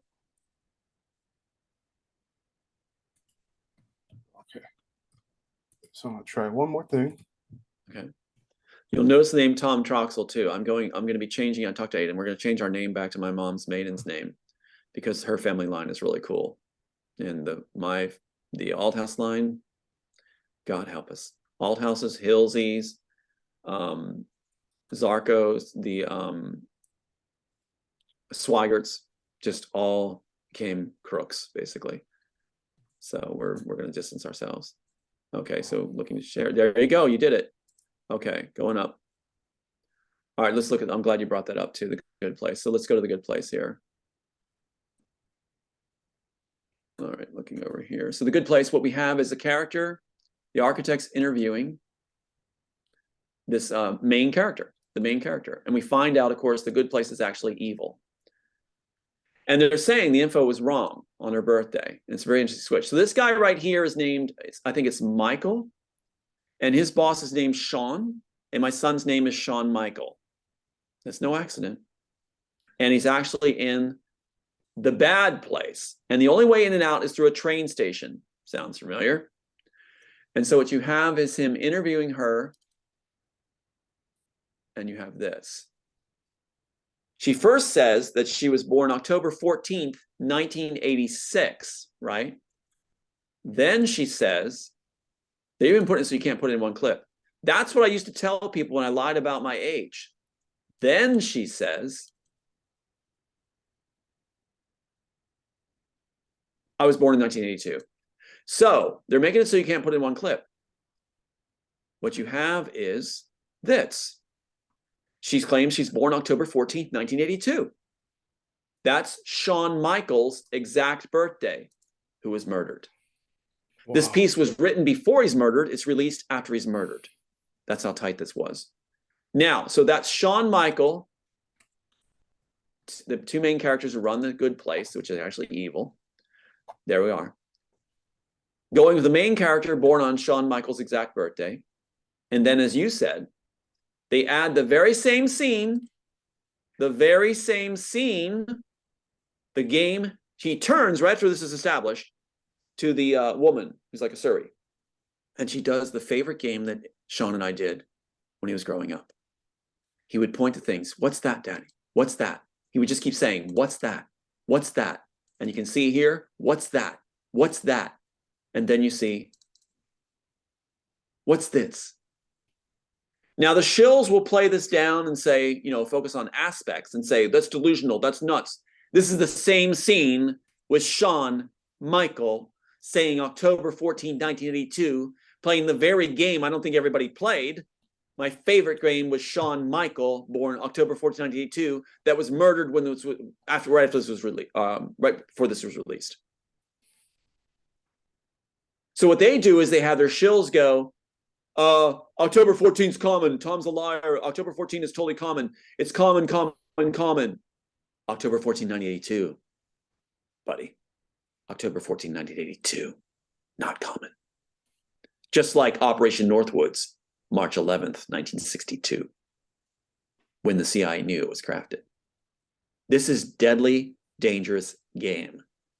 And I don't have time for shills that try to twist everything around with talking points. So yeah, I look forward to the next program too, where we will address, he lost his case. That's the first thing they say out of their mouth every time. But that's not going to hold back the dam and the flood, the deluge that comes with it, when it shows how much fraud was done to obtain that talking point. No. Yeah, and it's meant to dismiss the conversation. They don't want anybody talking about it.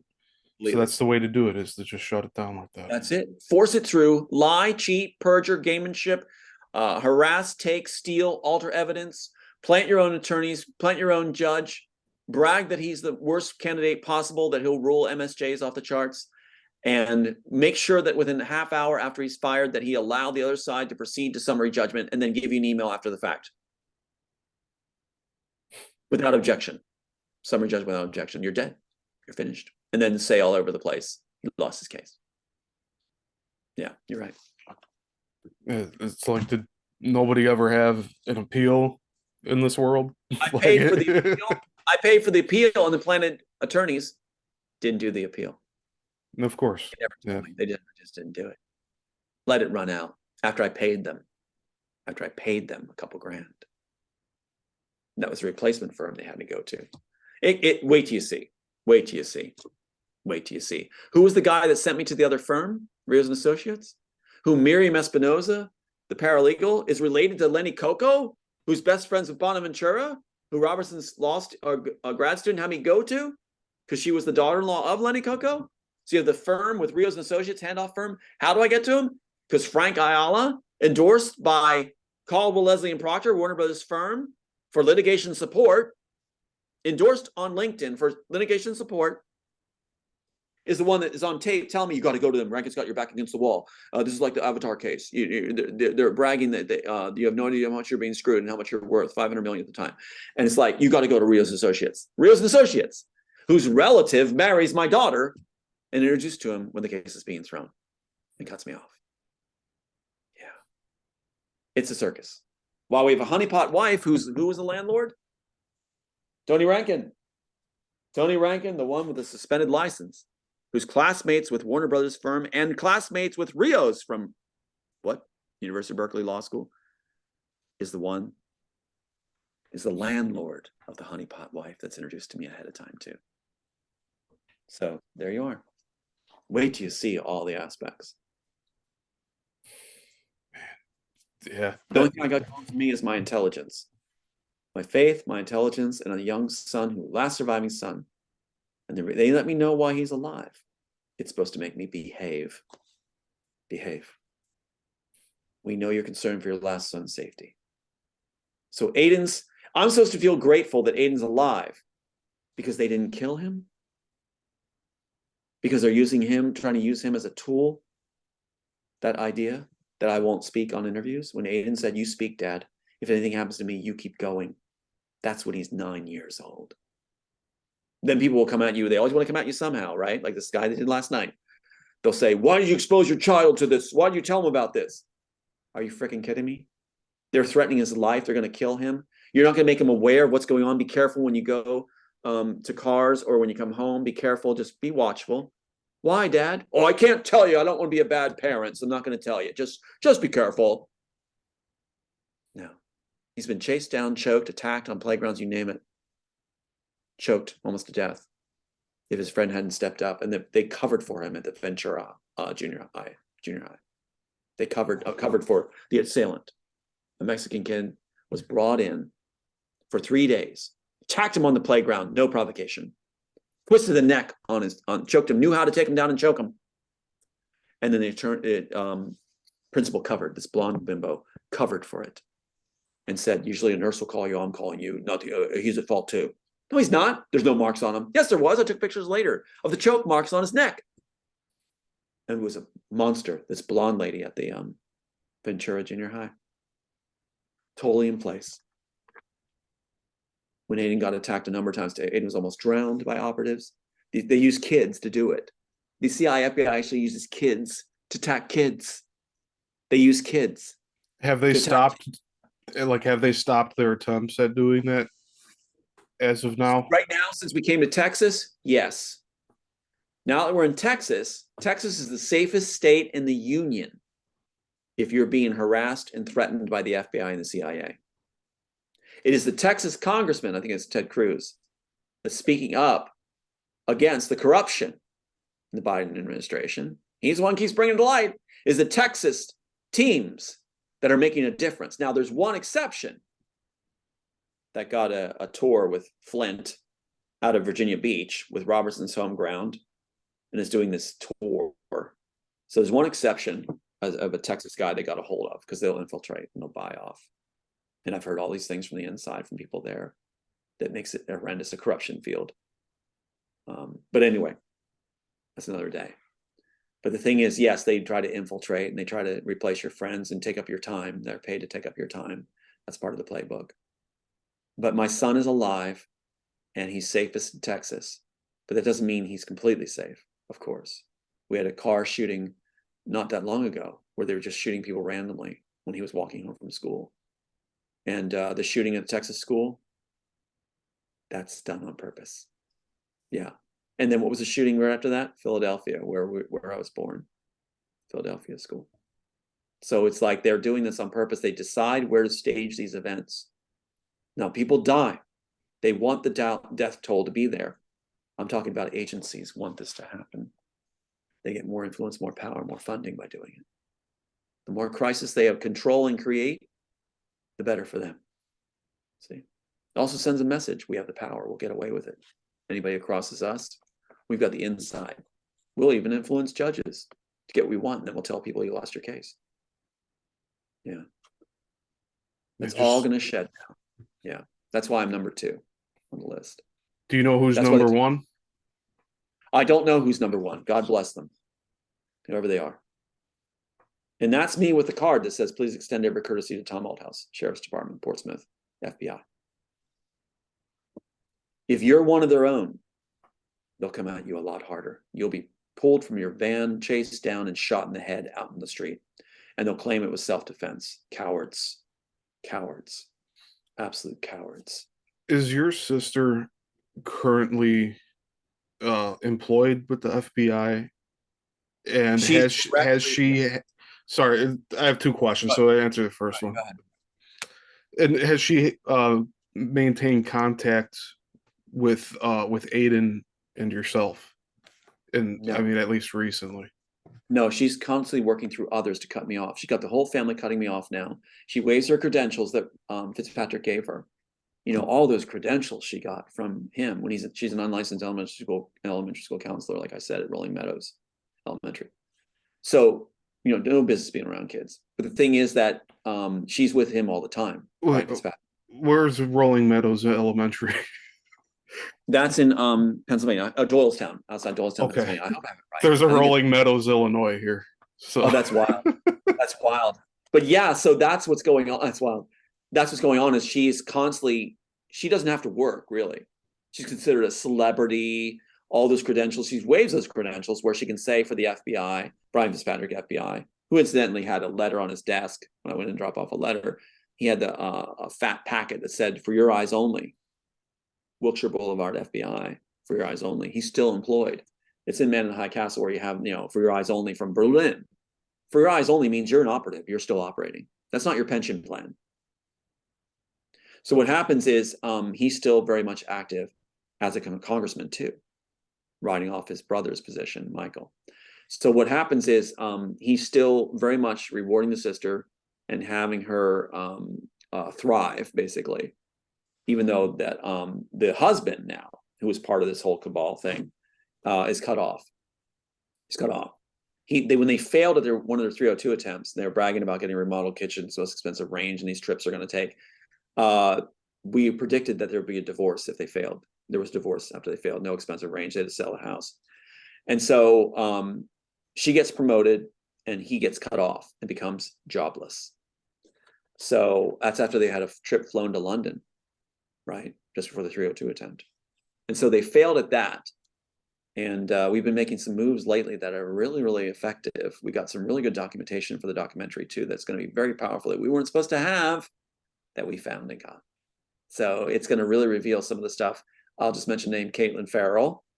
It's all being revealed. The clinician that they bought off and had do horrendous things at Sanctuary in Pennsylvania.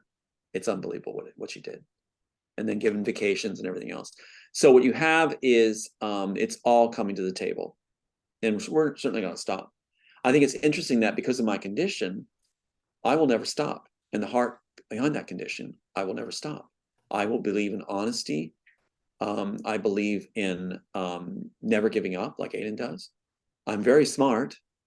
And in fact, my sister tore up the diagnosis about being a gifted genius and having tremendous empathy. She tore it up. You can't do that. It's unethical. But when you're with a Brian Fitzpatrick, lifelong FBI operative who also was involved in the Ukraine takeover and upset, you feel you can do everything. You feel drunk on power. And she even said, I'm all about power and success now, not about peacemaking. Well, that's not the sister I remember. So yeah, she's directly involved with them constantly now and still getting the rewards. I don't know how they're going to top the congressional thing unless they make her a running mate. I don't know how they're going to top it. These latest rewards were off the charts, over the top. So yeah. Well, I'm glad that she's not harassed you recently. So that's good news. Yeah, she's still enjoying the success she just had with this latest thing by being entered in the congressional records after the failed 302 attempt, the latest one, where she held that thing up saying, you know, to my mom, look, he's going to kill me. He's going to kill me. No, he's not. I wouldn't waste the bullet. So the thing is that, you know, that's the last person I talk to either. And she'll say, you know, he calls me all the time and says he's suicidal. I'm not going to call her. Why would I do that, Steve? Why would I call her for anything? Why would I call her? In her mind, she's like, okay, Tom calls me all the time. I think delusions are part of this, but I think she's calculating this for the FBI, of course. And so what would that conversation entail? You know, you know, Julie, who's abused my son and wants me put away for life, that's the person I'm going to call? What am I going to say? Hey, Joel, hey, I'm suicidal. Like, Tom, this is the 100th call. I know, but I got to call you for some reason and tell you that. It's like, yeah, where's the conversation going to go? What? Yeah, it's a Tom good just point. happened to call me all the time and say that, check the phone records. They're not going to check the phone records. They're just going to allow her with her credentials and give her more credentials to force that through. And that's all the FBI needs. It's a 2 checklist. Oh, he says he's suicidal. I didn't. Doesn't matter. They won't check it. Not going to check the phone records. And he's going to kill somebody. What? So now they switch from me going to kill Aiden that I'm waving a gun around, quote. Well, that comes from Robertson's people. Pat Robertson, the evangelicals, is the one that said in their transcripts, Tom waves a gun around all the time, threatening to shoot people. What? Really? Have I ever done this on a program? Have I ever rated? I'm gonna go. That'd be a nice guest to have back. But the thing is, like, that's what she's claiming now is I'm going to shoot her and the brother who's with Disney. What? I went to Texas to get away from these clowns. Why would I drive all the way up, do anything with these people? Especially when they murdered my dad. Starved him to death as his POA. Starved him to death when he's begging on tape. I have it on tape.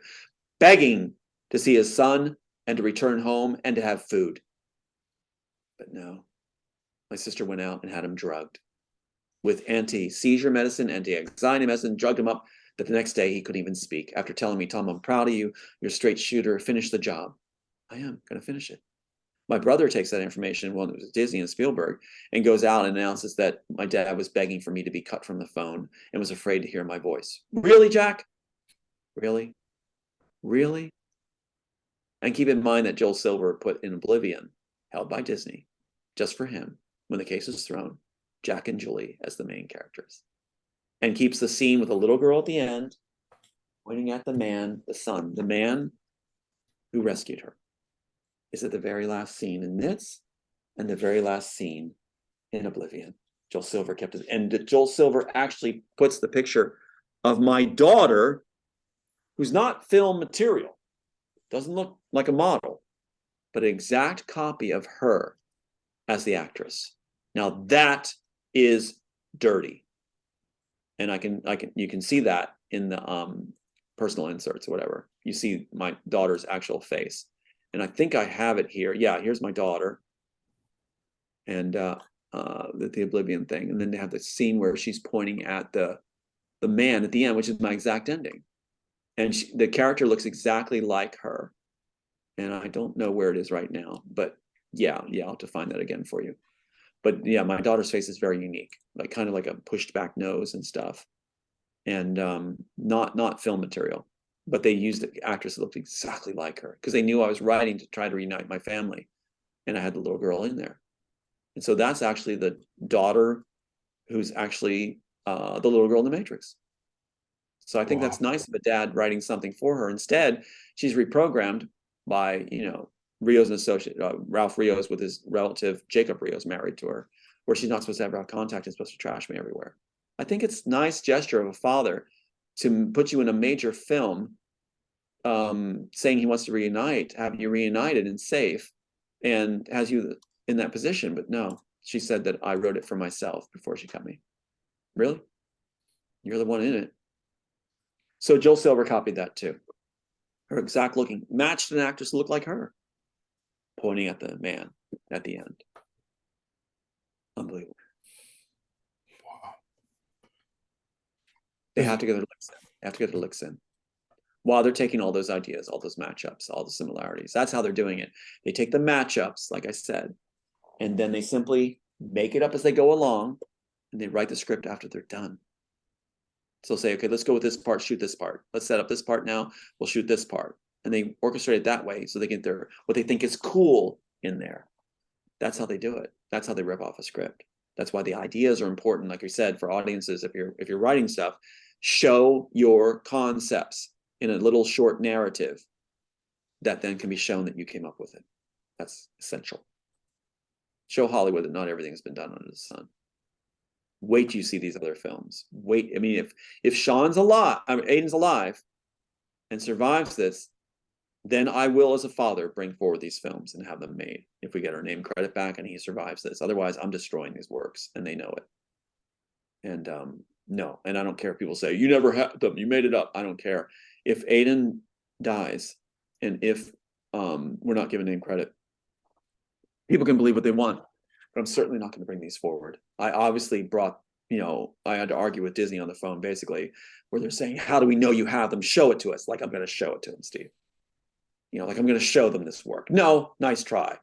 And you hear the response on the tape where I said, if anything happens to Aiden, I'm destroying these. And like I said, the response is, you can't do that. More important than any of our lives is the property they can benefit from and enrich themselves from. More important than a human life. That's not the people I want running this world. Yeah, me neither. Yeah. How can these people do this? Like, is it like are they spiritually detached? They don't follow the word of God? I asked the exact same question, Steve. I asked, it's on tape. You ready for the answer? I asked it on tape, because that's what you do with handlers and people over context. The question, okay, ask the question one more time to me and I'll give you their exact answer. How can these people do these things and seem to not care? You have to understand, Tom, Steve, it's all about power. It's all about power. That was the answer they gave me. And it's just business. Mafia tactics. It's all about power. What did my sister say after she got bought by Brian Fitzpatrick? Switched from, I'm your biggest fan, Tom. I'll see you at the Emmys. Can't wait to see it. Talked about ethics and how to protect yourself from the ethics things, to, I'm all about power and success now. Really? I'm not. I still believe in compassion and faith. And I still believe in doing what's right. And that life is fragile and all life is important. And we help each other up the hill of life, we'll have a better world. We should look out for each other and value life. At some point in time in history, life will become on the fence, where it'll be valued, where we'll be desperate to have life exist. We're going to face that sometime. It's like when you first discover this country, there's all these trees and they start cutting them down, think it's endless resources. There's going to be a point where we're going to realize just how fragile life is and how important it was to nurture it and treat everyone right, especially elderly and children. Yeah. But when you have a system that's all about power, CIA, FBI, Hollywood, religious right, and then you're just in the way. Everybody's a threat to you having what you have. It becomes about protecting your own resources, advancing your own game. So they're trying to say every one of us is like that. We're not. And thank God for my condition, because it's impossible for me to conceive of taking advantage of someone or doing harm. If you hurt a loved one of mine, I get upset. I'll be demonstrative and get upset. I'll verbally express it in not so friendly terms if a loved one is harmed. But I can't harm somebody. It's just not my programming, not my core. But yet they use that. They have to say, you're the enemy. You're dangerous. You're crazy. And it's interesting, my sister switched to that as soon as Brian Fitzpatrick comes in the picture in 2016. My mom remembers, my mom did a piece for the documentary and did some footage that we were shot. And it was a 5-hour shoot for her segments. And it was very important to get it on record. But she was talking about the first dinner she saw where Brian Fitzpatrick had Julie to a dinner with all these top people, right? And she was amazed because he runs up to her and says, okay, I want you to meet this person, this person, and this person. That's the reward system on ground zero. What they do at first is they introduce you to all these important people to make you feel successful. And all Julie had to do is practice her smile and her pose and meet all these people. Easy peasy, didn't earn it. President of Psych People, top psych person, congressional records, entered again in a proclamation as Records of Congress. Jimmy Fallon's show, spokesperson Sandy Hook. CNN appearances owned by Warner Brothers. Black tie dinners, engraved invitations, trips to Mediterranean, London, and had an unemployed husband previously, and unlicensed elementary school counselor, bottom of the pay rung for psych field. How are you affording it? If you had a janitor at an elementary school that suddenly took all these exotic trips, got mentioned as a treasure on the congressional records, floor of Congress's picture held up, Jimmy Fallon show, spokesperson Sandy Hook, black tie dinners, engraved invitations, would you wonder something's up? Maybe something's going on. Maybe there's more to the guy than we know. You know, especially when nothing's being revealed why they're so important. But these agencies are rewarding them so well. Yeah, the janitor. Her pay scale is basically around there. Wow. But they brag about remodeled kitchens, the most expensive ranges. Yeah. They have a phrase, if we make you, we can break you. So Andy Zarko, the one that raged at my mom along with Julia Zarko, cut off Tom and Aiden, cut him off, put him away for life. Let him put him away. He's the one bragging about the most expensive range too. Everything, never did anything to him. Always thought we were fine. So he comes on board with Julia in 2016, starts just being horrible. He was unemployed before that, gets a great job with the banks when they sign on with Brian Fitzpatrick. And then as soon as Brian Fitzpatrick's done with him, he's unemployed again. We make you, we can break you. Assets are to deliver the desired results. Now, in Julia's case, she's a loose cannon. Borderline personality disorder, she's going to go crazy on people. So she's vindictive and vicious, like what happened to my dad, starving him to death as POA. My dad's begging her to stop being the POA, let my mom do it. She claims he's not lucid, and he doesn't know what he's saying. He's screaming at him and yelling at him. Why are you doing this to me, Julie? Why are you doing this to me? So what happens is these people become used to the reward system, like Pavlov's dog, and they will want more and more to fill it. The perfect candidate, like I said, the CIA and FBI, Majorian candidate is borderline personality disorder. And then you don't let that be public. She's screaming that if it gets out, she'll lose her job. What? Lose your job with Fitzpatrick? Well, that'd be a good thing. That'd be a good thing, because she doesn't understand. Maybe she doesn't realize what the price is. If they're feeding you all this stuff, the last thing they'll tell you is, oh, we love you. Oh, no, we love you. Take another trip. There's another trip on us, gratis. Just take it. They feed you sugar before they do that, because they don't want you getting nervous or talking. Silence of the lambs. They want you to be happy when this happens. And if you're not providing for them, you're no longer an asset. You're not a profitable asset. What happens in Game of Thrones in the Harlot Center by Littlefinger? Littlefinger says in Game of Thrones that his girls are assets. And if they're unhappy, it makes him unhappy because they're not getting him a profit. And then he does that to them. So Julie is certainly not making Fitzpatrick a profit. She's being a problem because she bragged about him being gay. She bragged about him going to use Secret Service and come at me and he's pissed. She bragged about this stuff, and I record things often if it's from people that are not trustable. So I make records. So she is responsible for leaking in the cabal. One of the top people that was used to destabilize Ukraine, along with Trudeau's man. So they got a problem, especially when the Rothschilds say that Ukraine is their way to the New World Order. And it's not Russia causing the problem. It's the CIA and the FBI and the Pentagon controlling Ukraine, putting an actor in place. Hello, an actor in place.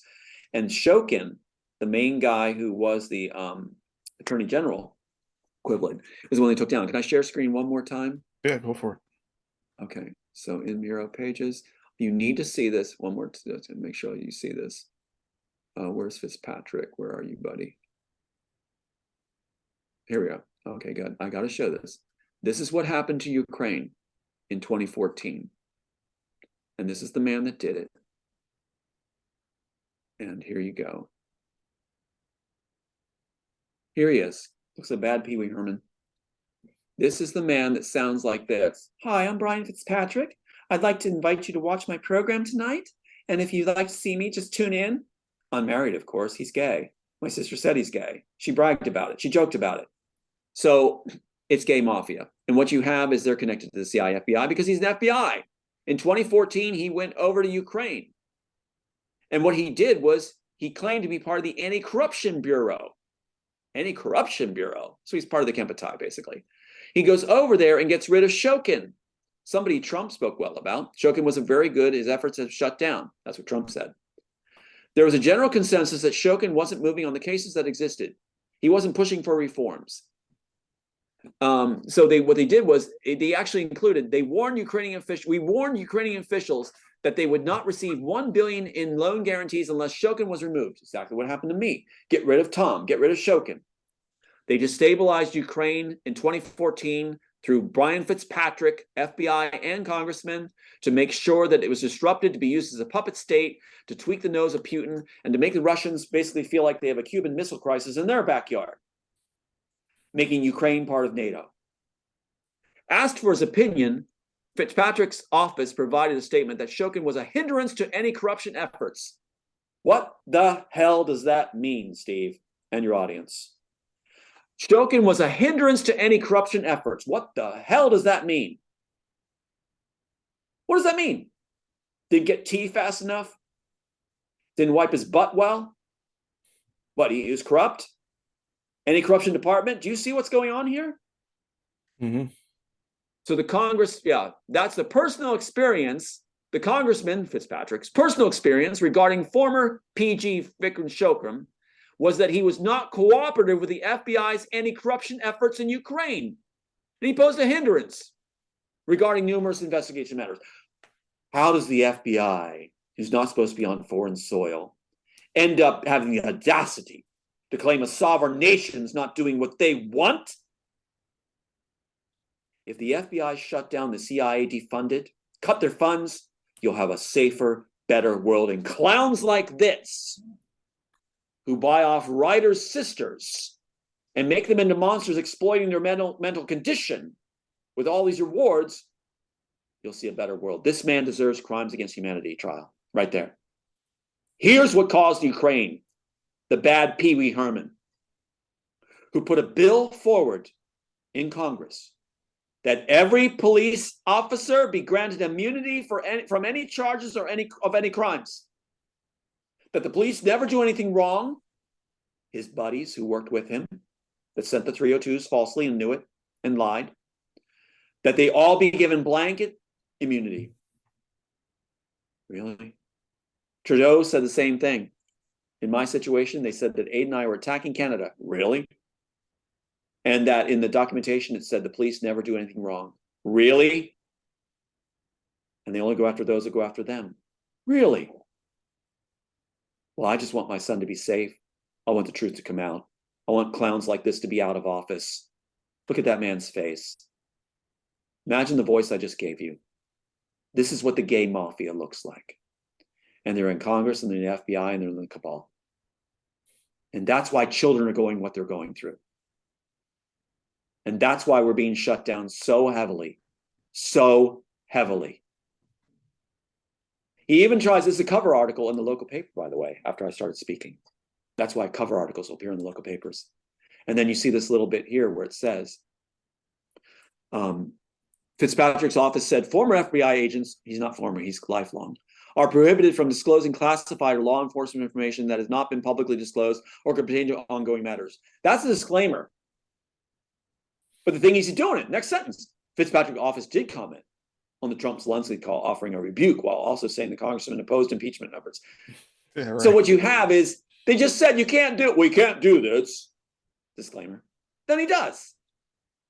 The congressman believes that law enforcement matters must always remain separate and distinct from political matters all the time. Yeah, nice statement after you just made all these other statements. Nice try. Oh my God. Well, there you go. Anyway, I'll stop. Yeah, it's all laid out, and it's been going on for a long time now. That's right. And you hear them saying, Steve, if they don't succeed in making Russia the bad guy, and Ukraine go through as their puppet state, they're doing experiments on the citizens. They set up biolabs, you name it, they got it. They're putting missiles right in Putin's backyard. And they're using the mainstream media to make Putin all the bad guy while staging this Wag the Dog series. It's all Wag the Dog. You don't see 60,000 bodies of Russian soldiers on the ground. Do you see any pictures? They're complaining about 10 soldiers being harmed and wounded. We're living in one of the most, we're living in one of the most like documented eras of history in terms of having availability for photographs and video and all. And they're doing green screens of Zelensky, like yes, they speaking to people, and yes, they can't go and have a field reporter go and get a picture of dead soldiers. How about a satellite feed of the grounds? Yeah, let's see the bodies. No bodies. Overhead video of like certain battles going on in certain areas, but you're staged so badly. There's no evidence of Kiev being bombed, or you see like these explosions from far away. And they were also doing that with a few other clips. One of them early on, it ended up being a clip from some some firearm shooting gallery, but they tried to say it was overseas. Like that was wild. They did that with the flag. They did it with the flag. They said like Ukrainian troops putting up the flag, putting a flag over the targets.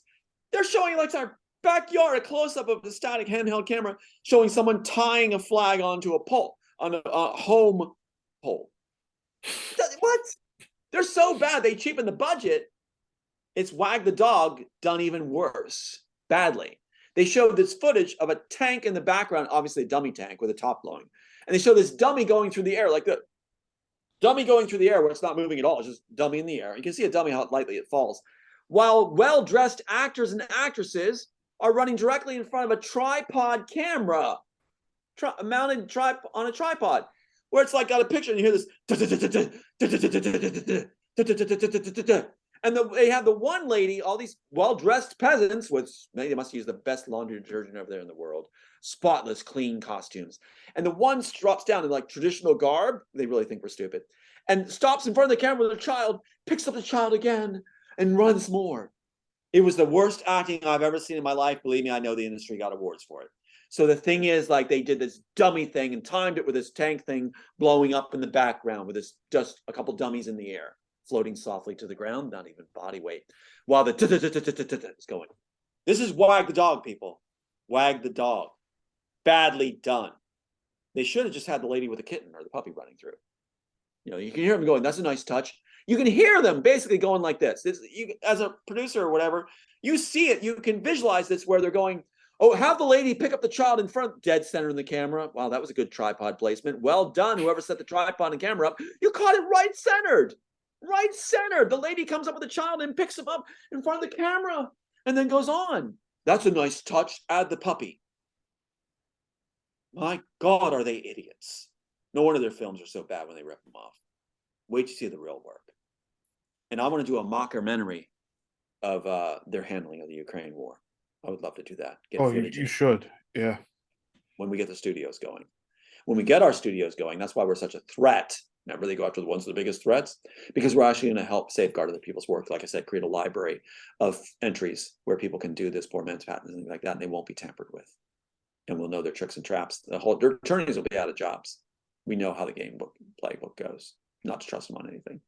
Yeah, I read an article yesterday that the U.S. Pentagon has given permission to Ukraine to carry out drone strikes in Russia. Oh, God help us. Why does the U.S. Pentagon need to give permission to Ukraine? Because it's a proxy war. It's a proxy state, proxy war. And who went over there to set it up? Gay mafia, Brian Fitzpatrick, lifelong FBI, and also congressman. Re-elected. And what's the sign say that he put up? Brian Fitzpatrick, for all of us. Yeah, Brian Fitzpatrick for himself and his buddies. And bought family. And how does he connect again back in to in being involved with your situation in Hollywood? Fitzpatrick. Sister was paid off. The sister was paid off and promoted, given all these awards, Jimmy Fallon show, you name it. to down her brother. She's supposed to, what they're doing is setting up a false suicide. And that's why she's supposed to call me all the time or whatever. She was supposed to call and say, you know, on the death of my son, after 2 years of absence, no call. She called, and that tape you hear where she's saying, you know, I thought she was calling for condolences, right? 2 years no here, and there she is calling on the death of John the day he died. And she's supposed to be the one that breaks it to me. And she's going, Tom, you have to say you're angry, bipolar, and suicidal. Now, why is she saying that? My son just died. I haven't talked in 2 years. Why are you saying that? She goes, just repeat it back to me. Why do I have to repeat it back to her? And why is she making it, enforcing it, saying, if you don't say this to me, then we don't have a relationship. And I'm saying, well, then we haven't had a relationship in 2 years. If you don't say this back to me, then you're saying I don't matter. That's a narcissistic response, I've been told, or statement. And I'm saying, well, Julie, if that's the parameters, you don't matter. She was trying to get me to say back verbally, verbatim what she said. So then they have that for her to be a star on the TV later when I'm killed, saying he was suicidal, he was angry, he was bipolar. No, I'm not. That gives her more airtime, success, and she gets her final rewards. So they were setting up a false murder suicide. See? Everything's wrapped up. Never worry. He didn't write it. He never wrote the story, never wrote the screenplay. That's why all the work at the Copyright Office, everything else. So that's why the FBI employs a sister, and this has happened to other families too. That's why they employ family. They need to make you the bad guy, the villain, narcissistic, evil, bipolar, 1 and 2. 1 and 2? What does that mean even? I wouldn't be able to have a conversation with you on your interview in any coherent fashion whatsoever. I talk fast because I'm smart, like you. I talk fast. Yeah, that's part of it. Talk to NASA scientists. We talk fast. But the thing is, no, I don't behave as a narcissist, paranoid schizophrenic, bipolar 1 and 2. All these things have been thrown at me. What's the beauty of it all is all these things have been thrown at me means there's no statute of limitations on any case. We're not done that. See, by their own hands. So they try to do these maneuvers where they'll enter into evidence something where they craft it, create it, and then say, we don't want it on record. We're just going to use this and say that he's this, but we don't want it on record. Because they're afraid of the very thing they're broadcasting. What they're afraid of is this means case. And all the fraud they did means criminal charges, prison time. And it means the public's going to get it and understand it and opens the door for all the others that have been wronged by the FBI and the CIA. You know what the Hollywood film industry is going to do by and large through all the studios? They're going to say, we didn't do it. The FBI, the CIA made us do it. Watch for that statement later. Watch for it later. And watch for more films subtly revealing the FBI and CIA as the bad guys. Why would that be done? Why is it being done? Richard Jewell's story and such. Because the film industries are preparing their excuse. They know it's going to happen. They say we won the chess game, so they're laying the groundwork to say we were actually showing people that they were bad because they were making us do this. So we were trying to make people understand they were bad by putting it in the films. That's their defense for the future. They're not that bright. And if you mess with writers that actually write blockbusters and have more of them, you're just plain stupid. Because we're smart. We think in layers. And we're incorruptible. That makes me think about whether if they're gonna eventually get rid of the FBI themselves or try to dissipate it and make something else out of it. Exactly. Just rebrand it, stab it on its butt, and rebrand it something else. Make the cow sheep. You're absolutely right. So what's going to go on is you're going to see a series of maybe 2 or 3, maybe, this is my prediction, of certain heads of these agencies being replaced with things pinned on them with a golden parachute and a great life. They'll play golf and have sex. But the thing is that publicly, one individual will take the fall, subordinate or top. They'll start moving the top people and say new agency, but it'll keep repeating itself. No changing it. Same animal. And eventually what's going to happen is their funding will be cut. They're afraid of being seen as not useful. So one of the games they have in place is they'll release a couple children where they know the children are, but they won't release hundreds or thousands. They'll release maybe 20 at a time. They gear it, how many children we need to show or say we're releasing in order to, or saving to make us look like we're needed. See? So they create the problem, create the crimes, and then they release something or a group of people or something to make it look like they're needed. Their big fear is being seen as being not needed. That's why that statement, again, is so stupid. We only go after those that go after us. That means you're not needed. We end the turmoil, we end the drama by getting rid of and defunding your agency. And it's not a threat. A person is not a threat if they're saying defund you. That's not any violence. So, and they'll be quick to say, threatening, you're threatening us. When I called Fitzpatrick's office and tried to see if we could work it out where my mom wouldn't be harassed, my dad wouldn't be harassed anymore, and let's just meet and talk. And I'd say, you know, stop funding the sister to do these things. You know, she's bragging that you're doing this. So let's just work this out where this is not going to happen. When I called, as soon as I picked up the phone, they picked up the phone, I said, this is Tom Althouse. I'd never spoken to their office before. You know the first thing out of their mouth? Are you threatening us? What? I've never spoken to their office before. What kind of statement is that? That's professional courtesy. Could you imagine calling Best Buy and the person picks up and says, "Are you threatening us?" When you just said, "Hi, can we help you?" Yeah, this is Steve Yissilmissil. Are you threatening us? Well, they just showed that they tapped the phones. We don't need you to tell us that, Snowden. We already know. Yeah. It's a lot of what Snowden's not telling us. See, and the public's supposed to think, oh, we've already heard it from Snowden, and he had beautiful music playing and really nice graphics. And boy, did they do nice cuts and professional work with his setting as he's in exile in Russia. Boy, did they do a good job. He must have some nice coin laying around to pay some amazing cinematographers and editors too, which takes a lot when you add all those extra edits. That's a lot of fun, a lot of money. And that beautiful music in the background, which makes him sound like he's just a doll. Yeah. What a great production team. They must have a new production team, Films in Exile, you know, which just goes around and goes to people that are cut off. I haven't seen them yet, but I'm sure they're coming if they're working with Snowden, those of us that have been oppressed. So, yeah. Yeah, Julian Assange is another one who's, I think right now currently being denied extradition to Australia. Mm-hmm. So I think that's the yeah, he's another one. There were two people that should have been pardoned during the last administration, and that was Snowden Right. and Assange, and it didn't happen. See, they're not done with Snowden yet. Snowden's working for them.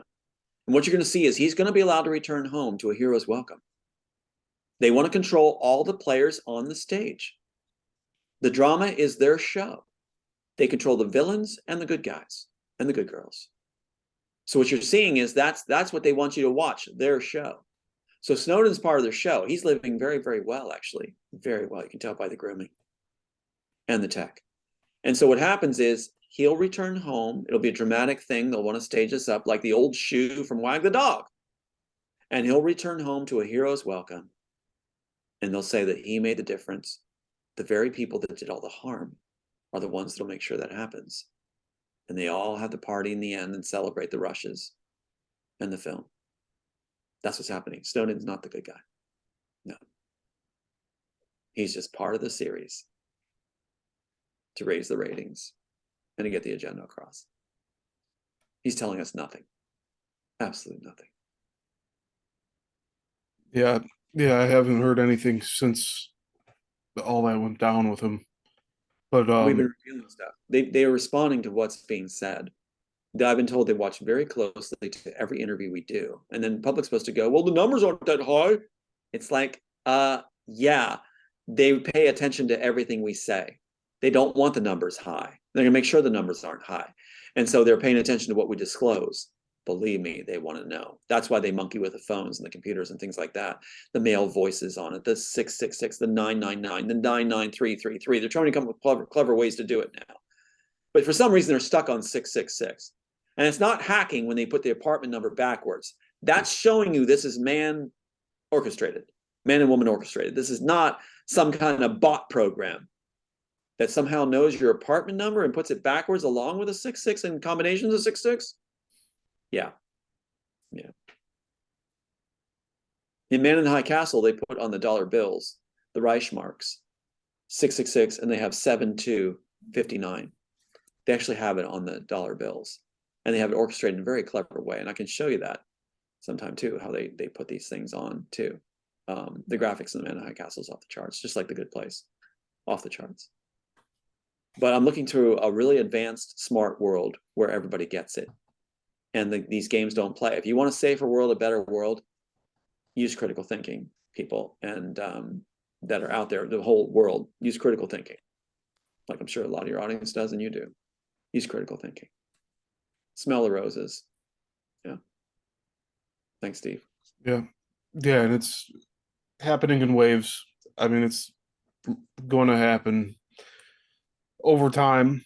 More people will know, but it's That's just right. moving a lot slower than what I guess Well, they've got a either lot of of, us anticipate. they're using their power, they're using their resources to shut everything down, and possibly even the car will shut down, the computer system will shut off on the death zone on the highway to returning from the documentary shoot. Now I'm gonna, not do that anymore. I'll get different ways to get there. But the thing is that, yeah, I think it's time for audiences to really, really be smart. Take the blue pill. Take the blue pill. And they can understand that blue is good, red is bad. That the ones that took it made the red good. They're snowing the public. That is the public's work. That is a gift to the public. And so put the Wachowskis and myself, or people like yourself, together on the screen and let us talk it out. And you watch how we sound. They don't want to, they won't do it. I kept saying, I'm open to Sophia Stewart and I having a program. Let's both put us on the screen. They won't do it. The only way she would do it is if she had her own person monitoring it. I'm not going to do that. Then she'll just speak nonsense and I won't get a word in. And that person monitoring it, who's her best friend, will be saying whatever she'd want to put me down, like she does. No, I'm not going to have it. That's stupid. That's social suicide. So I'm looking forward to a legit program like yourself, where Wachowskis and I, let's talk about the baby. Let's talk about the scenes where they come from. They had said in their site that the little girl is just a subplot. Now, little girl means a lot to the man, a lot to the father. And Jill Silver knew that too.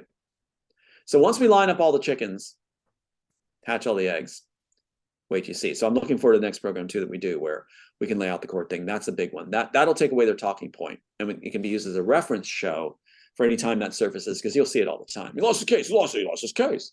It's like, that'll be good to have. Thanks. Yeah. Yeah, I'm looking forward to that. Don't mind. Yeah, I think we covered everything for today for the most part. That's it. I think that's a good stop place. Yeah, awesome. Well, thanks for doing this again. This is enlightening. It's good for the soul, I think, and we're getting the information out there, and we have a good list of things to cover.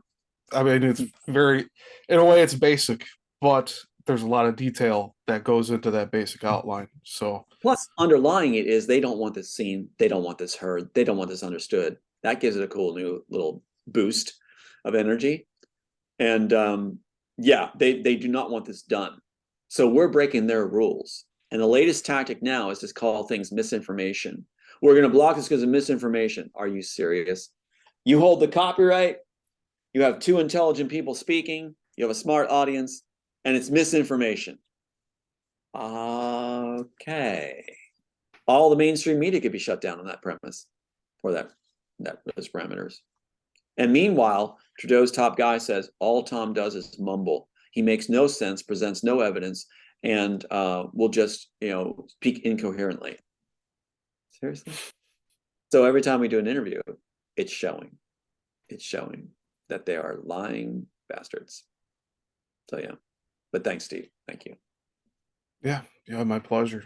And if anybody's having a difficult time finding these interviews, you could search on Rumble, BitChute, Odyssey, Brighteon, and YouTube. So I have 5 different outlets that I'm posting these interviews on. You can just search the name Tom Althouse. We'll have to figure out if you want to be called Tom. Keep it Tom Althouse for now. Keep it right now, Tom Althouse, for reference materials. Yeah. That'll So people familiar with you already will be able to easier. It'll be easier to find.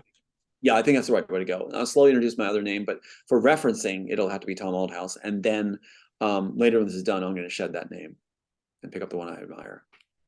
Thank you. Thank you, Steve. Yeah. Yeah, awesome. That sounds good. And yeah, I guess we'll plan for the next one to be uh based around the whole court case. We'll get to Yes. the nitty-gritty details of that.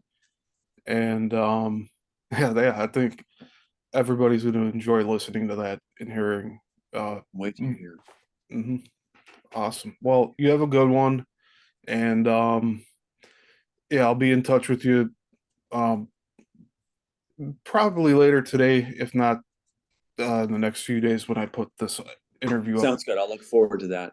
And just think of just one last thought is writers out there that are concerned about how submit to protect their work, just think what this program you're going to be doing next, revealing how the strategies in playbook are, how important it is for them to understand the playbook and how far they go, and the tricks and traps and gamemanship used in the court systems is very important for people to understand, digest, and be well aware of. Let's beat them at their own game, and let's have them have to toss their playbook out. Thanks, Steve. All right. Awesome. All right, have a good one.